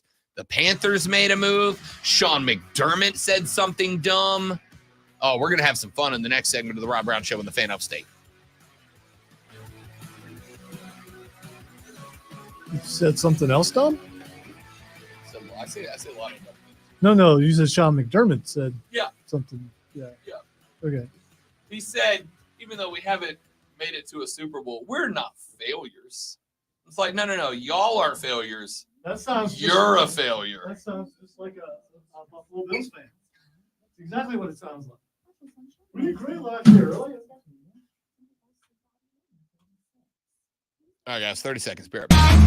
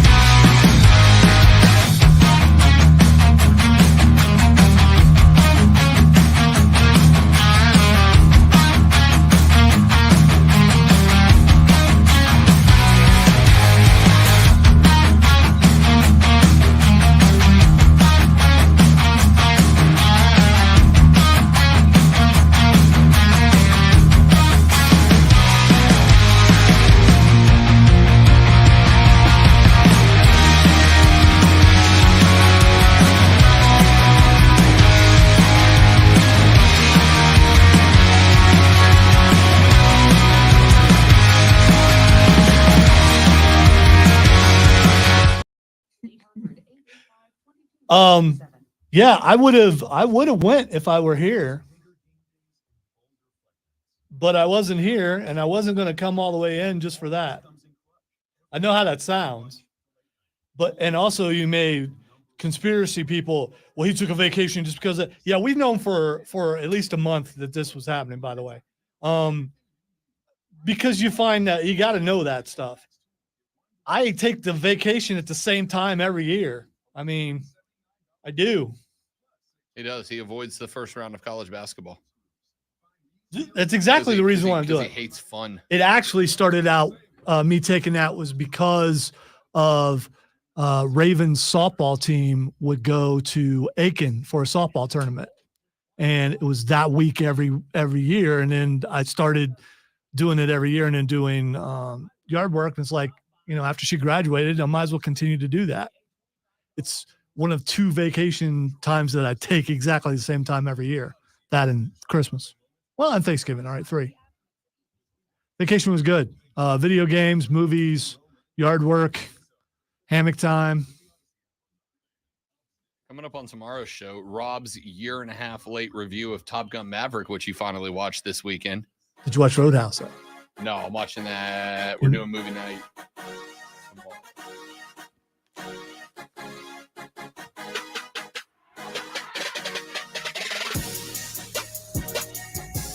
So I had a conversation with Pat Boyle from WFAN Radio New York. I was on a show with him on Sunday morning. I was on 5-Star Weekend with BetQL. And I had to get into this conversation. The conversation was about Bill Self, who is the coach of the Rock Chalk Kansas Jayhawks. And you may or may not know that the Kansas Jayhawks, they got bounced from the NCAA tournament. They did get by Samford, but they got real lucky because Samford had a block with 14 seconds left that got whistled for a foul that was absolutely, entirely, start to finish, top to bottom, not a foul. Not a foul, right? Samford would have had 14 seconds down one to score a go-ahead bucket, probably win that game over Kansas. So Kansas gets bailed out against Samford. Then they go up against the Zags, and they get rocked chalk Jayhawk. Bill Self is the head coach, been the head coach for a very, very long time. And after the game was over, and after Kansas took the L, Bill Self took to the microphone and he said something very interesting. Now, I'm going to play you, unlike most hosts, I'm going to play you the full clip. It's not super long. I'm going to play you the full clip, and then I'm going to tell you what went down. Is it something you already feel like I got to start thinking about next season, or you got to absorb this for a little while? Well, I think for the last month, I've been thinking about next season, to be honest. Not in the moments during the game, but obviously we had 8 guys on scholarship, and we play. I mean, that were healthy there late, and injuries are part of the game, so that's not an excuse. But we could have done a much better job as a staff. Putting more guys out there that we could play. And so that's something that I've thought about for a long time. And the thing about it is in basketball, early on, you can play through some things, but the course of a season, there's a grind that goes with it, and bodies get run downs, injuries occur. That's all part of it. And when you don't have as much firepower or as that maybe you've had in past years, it certainly showed this year. So that's Bill Self. That's a fine audio clip. Here is what I heard played on national radio after that game. Is it something you already feel like I got to start thinking about next season, or you got to absorb this for a little while? Well, I think for the last month, I've been thinking about next season, to be honest. That's all that got played. Do you see how infuriating that is? Do you see how infuriating it is? Yay, media. When the clip was him pointing out that heading into the tournament, Kansas, and they are not the only ones, just so we're clear, this is kind of how it happens. Kansas had 8 players available. They are missing, or were missing, their number 1 scorer. They are missing their second big man. Their first big man has been dealing with injuries all year and just got healthy, which means he is dealing with ring rust coming into this thing. There was, and Pat Boyle, who I very much enjoyed working with off WFAN in New York, was ripping Bill Self. And I was like, bro, I think you got to take it easy on my guy. He's like, no, you can't in good faith go out and tell people that a month ago you were thinking about next year. And I said, nah, I think you can. And here's why I think you can. I think you can because it's true. And I don't think it's bad for it to be true. I think you can, because you realize sometimes coming into the tournament, we're going to give it the best we got. But if your number 1 scorer is in the hospital, your number 3 scorer is in the hospital, your number 2-5 is in the hospital, your number 1-5 just got out of the hospital, you've got 8 players available. You can go out there and give it your good gosh darndest. But at the end of the day, I'm not going to say it's impossible to win, but it's real unlikely. And I used the term on BetQL's 5-star weekend, Lonzo. I actually mentioned you, the czar of idealism. I said it is only in the mind of an idealist where somebody could look at a team missing 2 of their top 3 players. One of their top 3 players literally just got out of the hospital. His backup is out, which means if he does have ring rust and he is tired, you don't have anybody off the bench that can give him a spell without directly impacting what's happening on the floor. The reality is you can't win.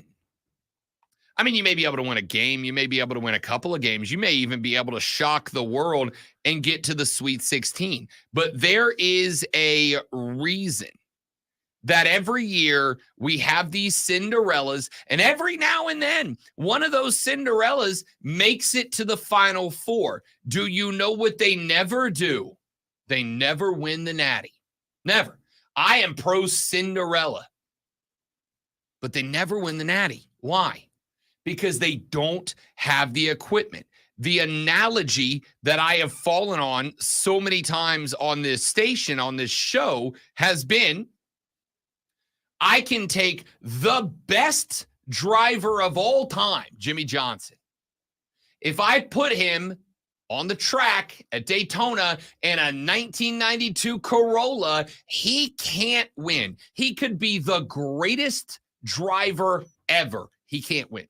I could take Michael Jordan and Kobe Bryant and put them out on an NBA floor. But if I gave them as teammates, me, Lonzo, and Cole Bryson, Mike and Kobe can't win. I don't care how good they are against any NBA team because they don't have the equipment. All Bill Self is saying was, look, we came in, we gave it the best we had, we made the most we could out of it, but the reality is we were thinking about next year already because we can't win in this spot. And he's right. He's right.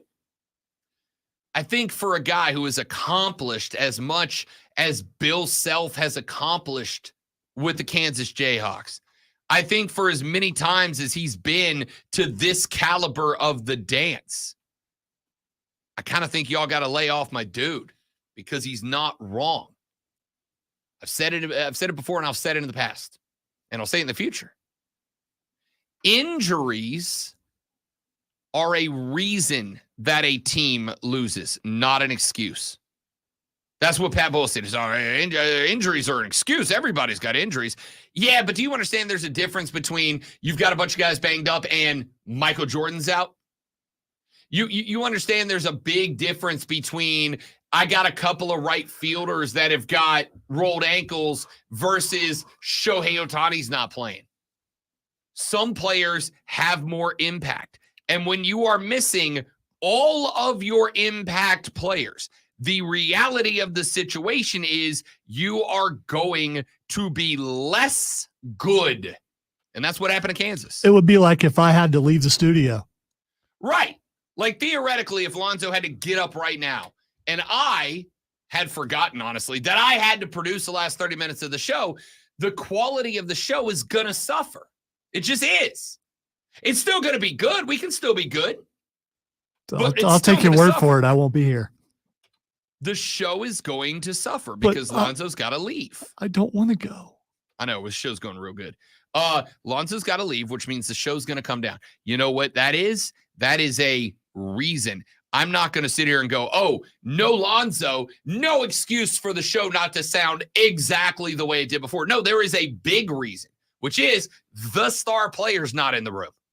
The star player's not available. And if the star player's not, oh no, the guy on the delivery truck out here just dropped a whole ass box of tomatoes on the ground. Oh no. I think those are tomatoes on my glasses on. That's rough, dude. Here's my question. He just dropped a box of tomatoes on the ground. Does he just throw them in the box and deliver it? I'm not going to tell you guys the answer. I'm just going to let you live with it. Here's, if you count on a restaurant, let's say that they were being delivered to wash said tomatoes. Should be fine. That don't appear to be overly ripe because none of them seem to have busted open. They're probably good. Unless they're actually oranges and I need my glasses on too. So, as far as Bill Self, lay off my guy because what he said is fully fine.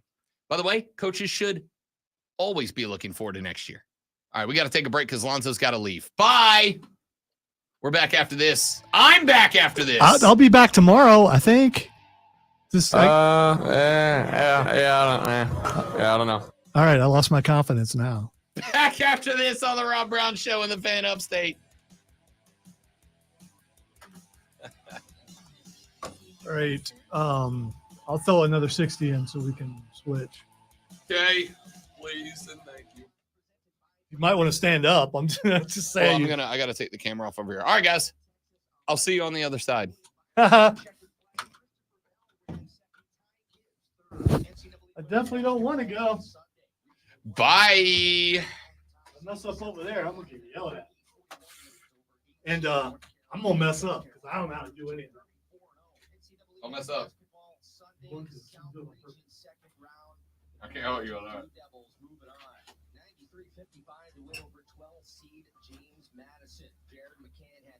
Hey, look, I'm over here now. How about that?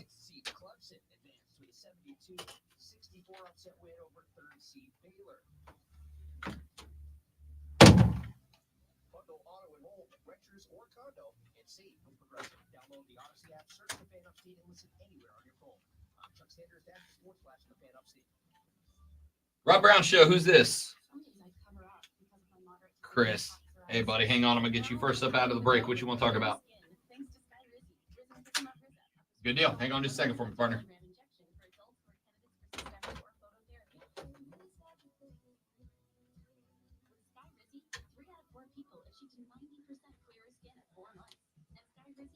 All right. Hello, stream.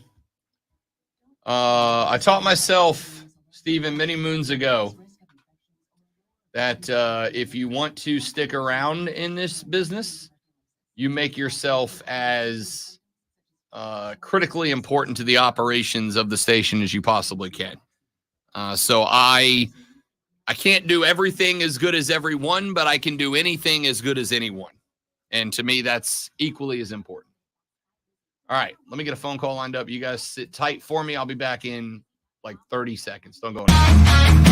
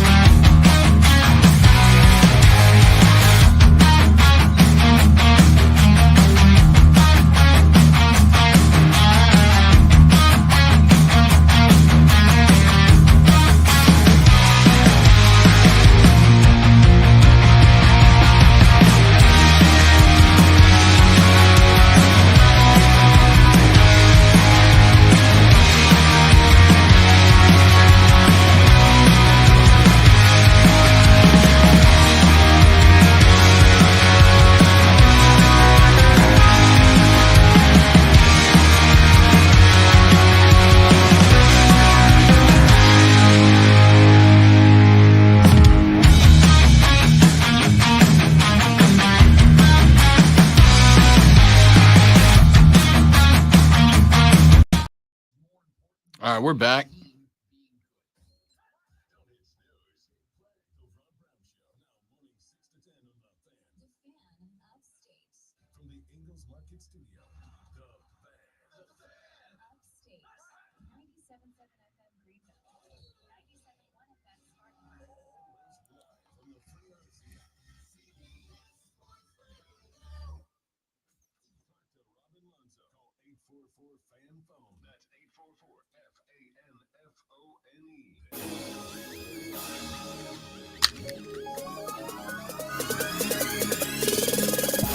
The Rob Brown Show carries on. Welcome back, ladies and gentlemen. It is the Fan Upstate. The great Alonzo had to step away for other duties and or responsibilities. So I'll be carrying you for the last segment of the show. I think this the last segment? I think it's the last segment, right? It's the last segment? Yeah, it's the last segment.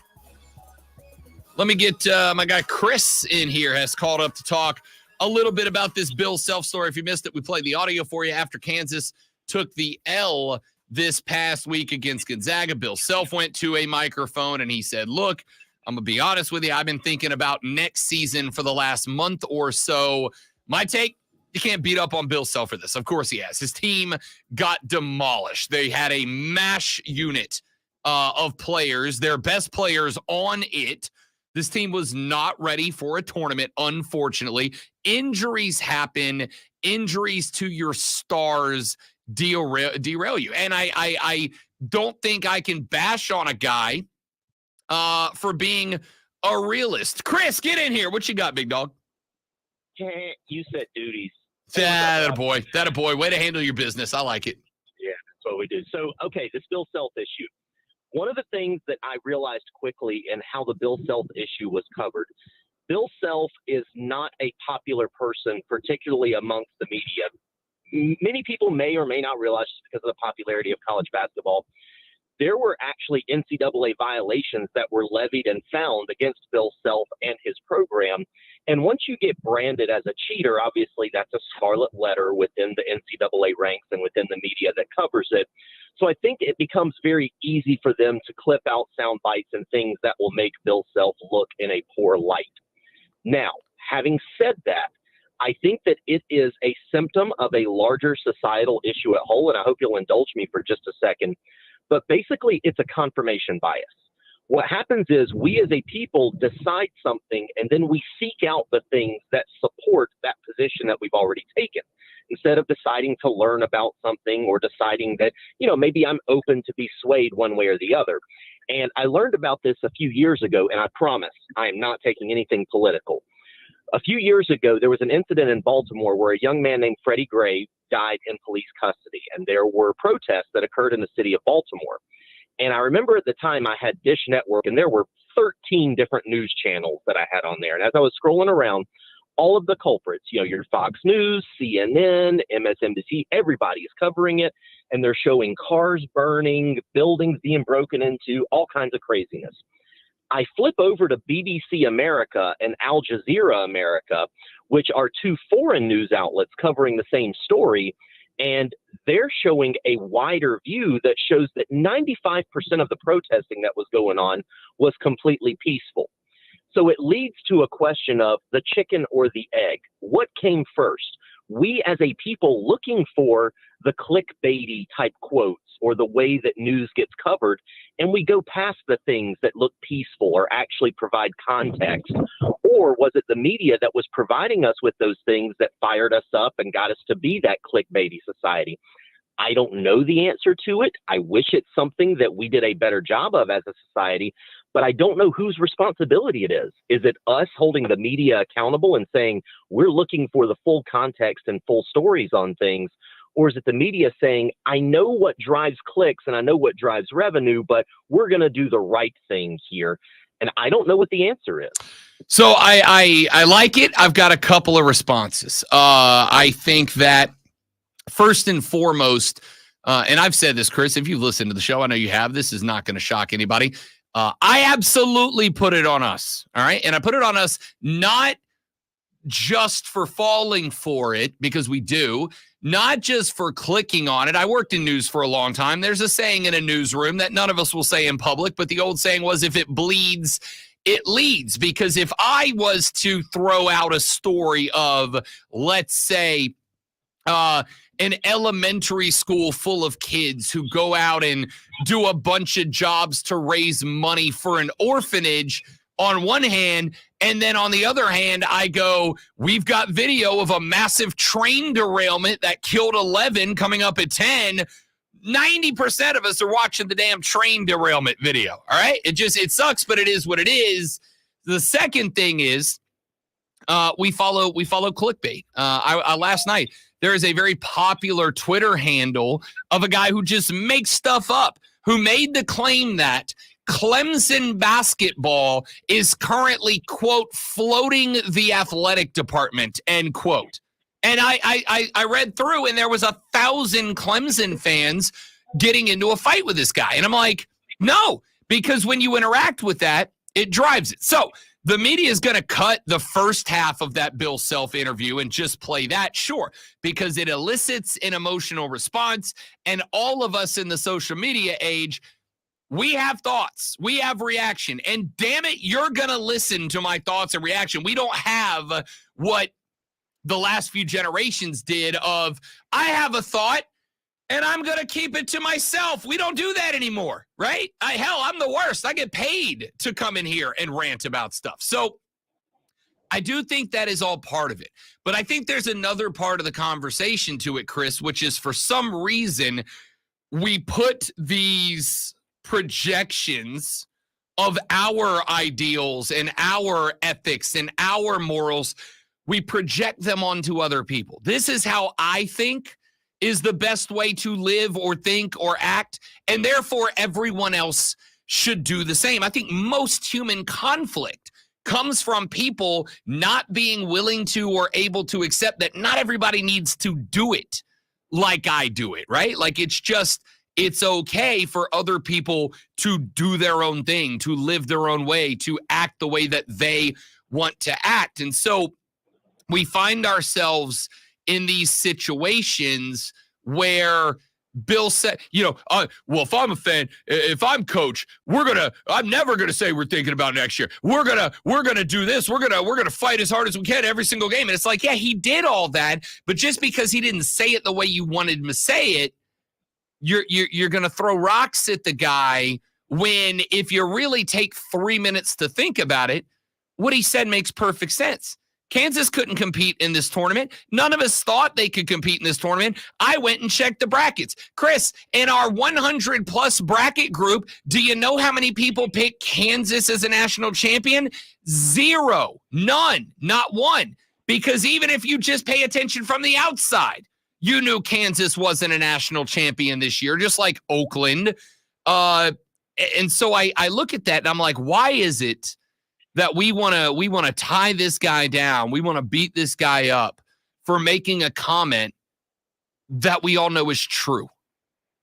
I think that too, Rob, with that exact mode that you're going through, is it's also an ability where people think that human beings can't walk and chew gum at the same time. So basically what I mean is that, no, you have to be so singularly focused on winning a championship right now that you have to be so myopic and so much tunnel vision that nothing else can cross your mind. Well, that's just not true in any aspect of life, in any facet of life, with any human being that has ever walked the earth. They may tell you that they had a singular focus, but I promise, circumstances will dictate and shape the way that you view things. There was nothing wrong with what Bill Self said, especially when you're taking it in the full context of everything that's going on. But the way that people are ripping this, it's because of this mindset of, well, the only way to be great and the only way to win championships is you have to be singularly focused and you've got to be so lasered in on what that is. And that's just not true. We're talking about human beings. And I appreciated the refreshing moment of honesty instead of the typical coach speak that you get in that moment. I thought that it's something that is not only welcome, but I think we should have more of it. Yeah. Yeah, I agree. Chris, great call, bud. Thank you very much. I appreciate you checking in. I agree. I hate coach speak. I've made that perfectly clear. I've never hidden that. I hate coach speak. I think coach speak's dumb. I can't stand it. I understand why it exists. Doesn't mean I like it. But for me, It's not just, and again, I agree with Chris. I do appreciate the honesty. But the myopic viewpoint of I need you dialed in, laser focused on this tournament. All that matters is winning a championship. I agree with Chris that's not true either. And in fact, I would argue you can't do that. A team like Kansas with their basketball team is not Kansas because they come into the tournament laser focused on winning a natty, and that's just all they. No. A team like Kansas, a guy like Bill Self understands that. While I do need to be dialed in and focused on winning this tournament, I also need to be focused on the future. Bill Self's got to be wondering 3 months ago what guys he's going to offer scholarships to. He's got to be worried 2 weeks ago what lineup he's going to throw together in the conference tournament, in the playoff tournament. He's got to be wondering, when's the next booster meeting? How do I make sure that my boosters are still putting in their donations in the NIL era? How do I make sure that the Rock Chalk Jayhawk Foundation, or whatever the hell it's called, is putting enough in the bag for us to get our NIL deals done? How do I make sure that X and Y and Z and A and B and C, not just that we win the natty? I will make it, again, about me for just a minute. I have a singular focus in this career, for sure. I would like to, one day, be Jim Rome. Okay, that's just it. And I've never held back from that. I would love to emanate a nationally syndicated radio broadcast from right here in this chair, from right here in the, well, not this chair, I'm in Lonzo's chair, but from right over there in that chair, from the chair I'm normally in. I'd love to emanate a national broadcast and be a Jim Rome and have that and make that money for sure. But I also recognize that there's a million other little variables that impact that and impact my life and my happiness. My fiance and I have this metaphor that we use in our relationship, right? Which is every day you wake up and you've got a big bottle of water. And every day in front of you, there's a bunch of jars that represent different aspects of your work. There's work, and there's family, and there's hobbies, and there's recreation, and there's relationship, and there's whatever. You got all these jars in front of you. And all these jars can hold as much water as you want to put in there. Your desire to fill all those jars up with water might be there, but you only have so much in the tank. You only have so much water. And so she and I have these conversations where we'll say, I think you're putting too much water in the hobby jar right now. I think you're putting too much water in the work jar right now, right?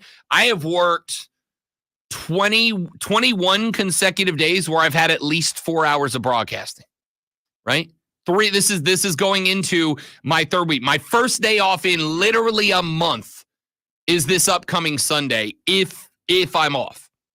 And we had this conversation yesterday because it was Sunday. That's family day for us. And I said, I gotta work, I gotta get up. I gotta get up at 8 a.m. I gotta be on the stream at 9 a.m. and I'm working till noon, then about a 30-minute post-game production. And she's like, I think you're pouring too much water in your work. And it's not that you're putting too much water in the work. It's that when you put all your water in the work, you can't pour it into family. You can't pour it into pets. You can't pour it into hobbies, into relationships, into recreation. And if you dial into that, you're going to get yourself in trouble. And she said, I need you to pour some water into the us pitcher. And I said, I completely understand. You're right. You're right. Absolutely. So the point here is, Bill Self can't pour all his water into the natty jug, because if he does, he doesn't have any left over for recruiting jug, for booster jug, for NIL jug, for scouting jug, for recruitment jug. He's got to put it. Now, he might put more into the tournament jug right now than he would be on any other point of the year, right? He's not going to pour as much into the tournament jug for the conference tournament. But he's going to pour a bunch into the natty jug right now because that's the focus. But it doesn't mean he can just only focus on that. And if that is your expectation of a coach, you're going to be disappointed. And if a coach does that, yeah, you might win a natty. But you know what's going to suffer? You for the next 2 or 3 or 4 years. That's why every now and then you might have a team pop up and make some noise. But that's why blue bloods are blue bloods. That's why Duke's Duke. That's why Kentucky's Kentucky. That's why Kentucky's looking at firing John Calipari right now. That's why Kansas is Kansas. That's why Creighton is Creighton. That's why UNC is UNC. Because they understand balancing all of it and recognizing that, yes, every team wants a championship every year, but only one can get it.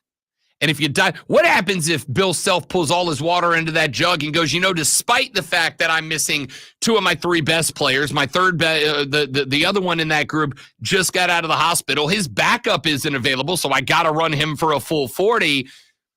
What happens if he dials in for that natty? He neglects recruiting, and he neglects NIL, and he neglects scouting, and he neglects all these other things to dial in on a natty, and then he gets bounced in the Sweet 16 by a very good team. Now, what's he got to show for it? You have got to be focused in a very broad way, not laser dialed in. And for the folks that, he shouldn't have said that. Yeah, he should have said that. You know why he should have said that? Because it's the truth. And it's not just him. It's every worth their salt basketball coach in America that feels that way. If you feel any other way, you get yourself in trouble. If you go any other way, you get yourself in trouble. And I think Bill Self's smart enough to know that. And as Chris said, and I agree with him, we should applaud a coach who actually talks to us. Because now, with Bill Self getting run the way he's getting run right now, any other coach is going to come to the podium and they're going to go, Coach, have you started thinking about next year? And that coach is going to say, oh, no, I was so dialed in on this tournament. It was my only focus. It was my singular focus. It was the only thing that I care about. So I'm super dialed in. And, now I got to come off that hill before I start climbing the next one, which isn't true. And frankly, shouldn't be. Hey, would you look at that? We've reached the end of the show. 4 hours of sports talk, entertainment excellence in the rearview mirror. But worry not, my dearest of friends, because we're back tomorrow to do it all over again. Tomorrow, we take an unbridled look at the Sweet 16, specifically Clemson and Arizona. It has been a spectacular ride to the Sweet 16. Clemson was an underdog in the round of 32. They're a bigger underdog in the Sweet 16. Can they get it done? We'll break down that game from an X's and O's standpoint. We are going to talk South Carolina basketball as well. What's next for Lamont? You played with house money, even making it to the tournament, and Oregon looked pretty good until they didn't. Injuries, foul outs, whatever. What's next for Lamont and the gang?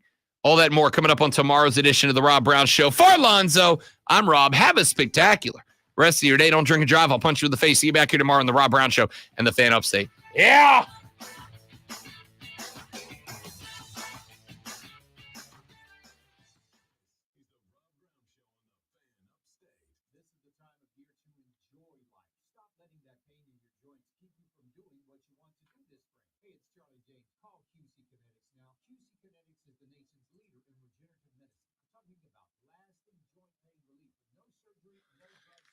All right, guys, I have got to split because I have to go do all the stuff that Lonzo does ordinarily. I love you guys. You're all spectacular. Thank you for being here and hanging out. Have a lovely rest of your day. We'll see you back here tomorrow. Y'all have a good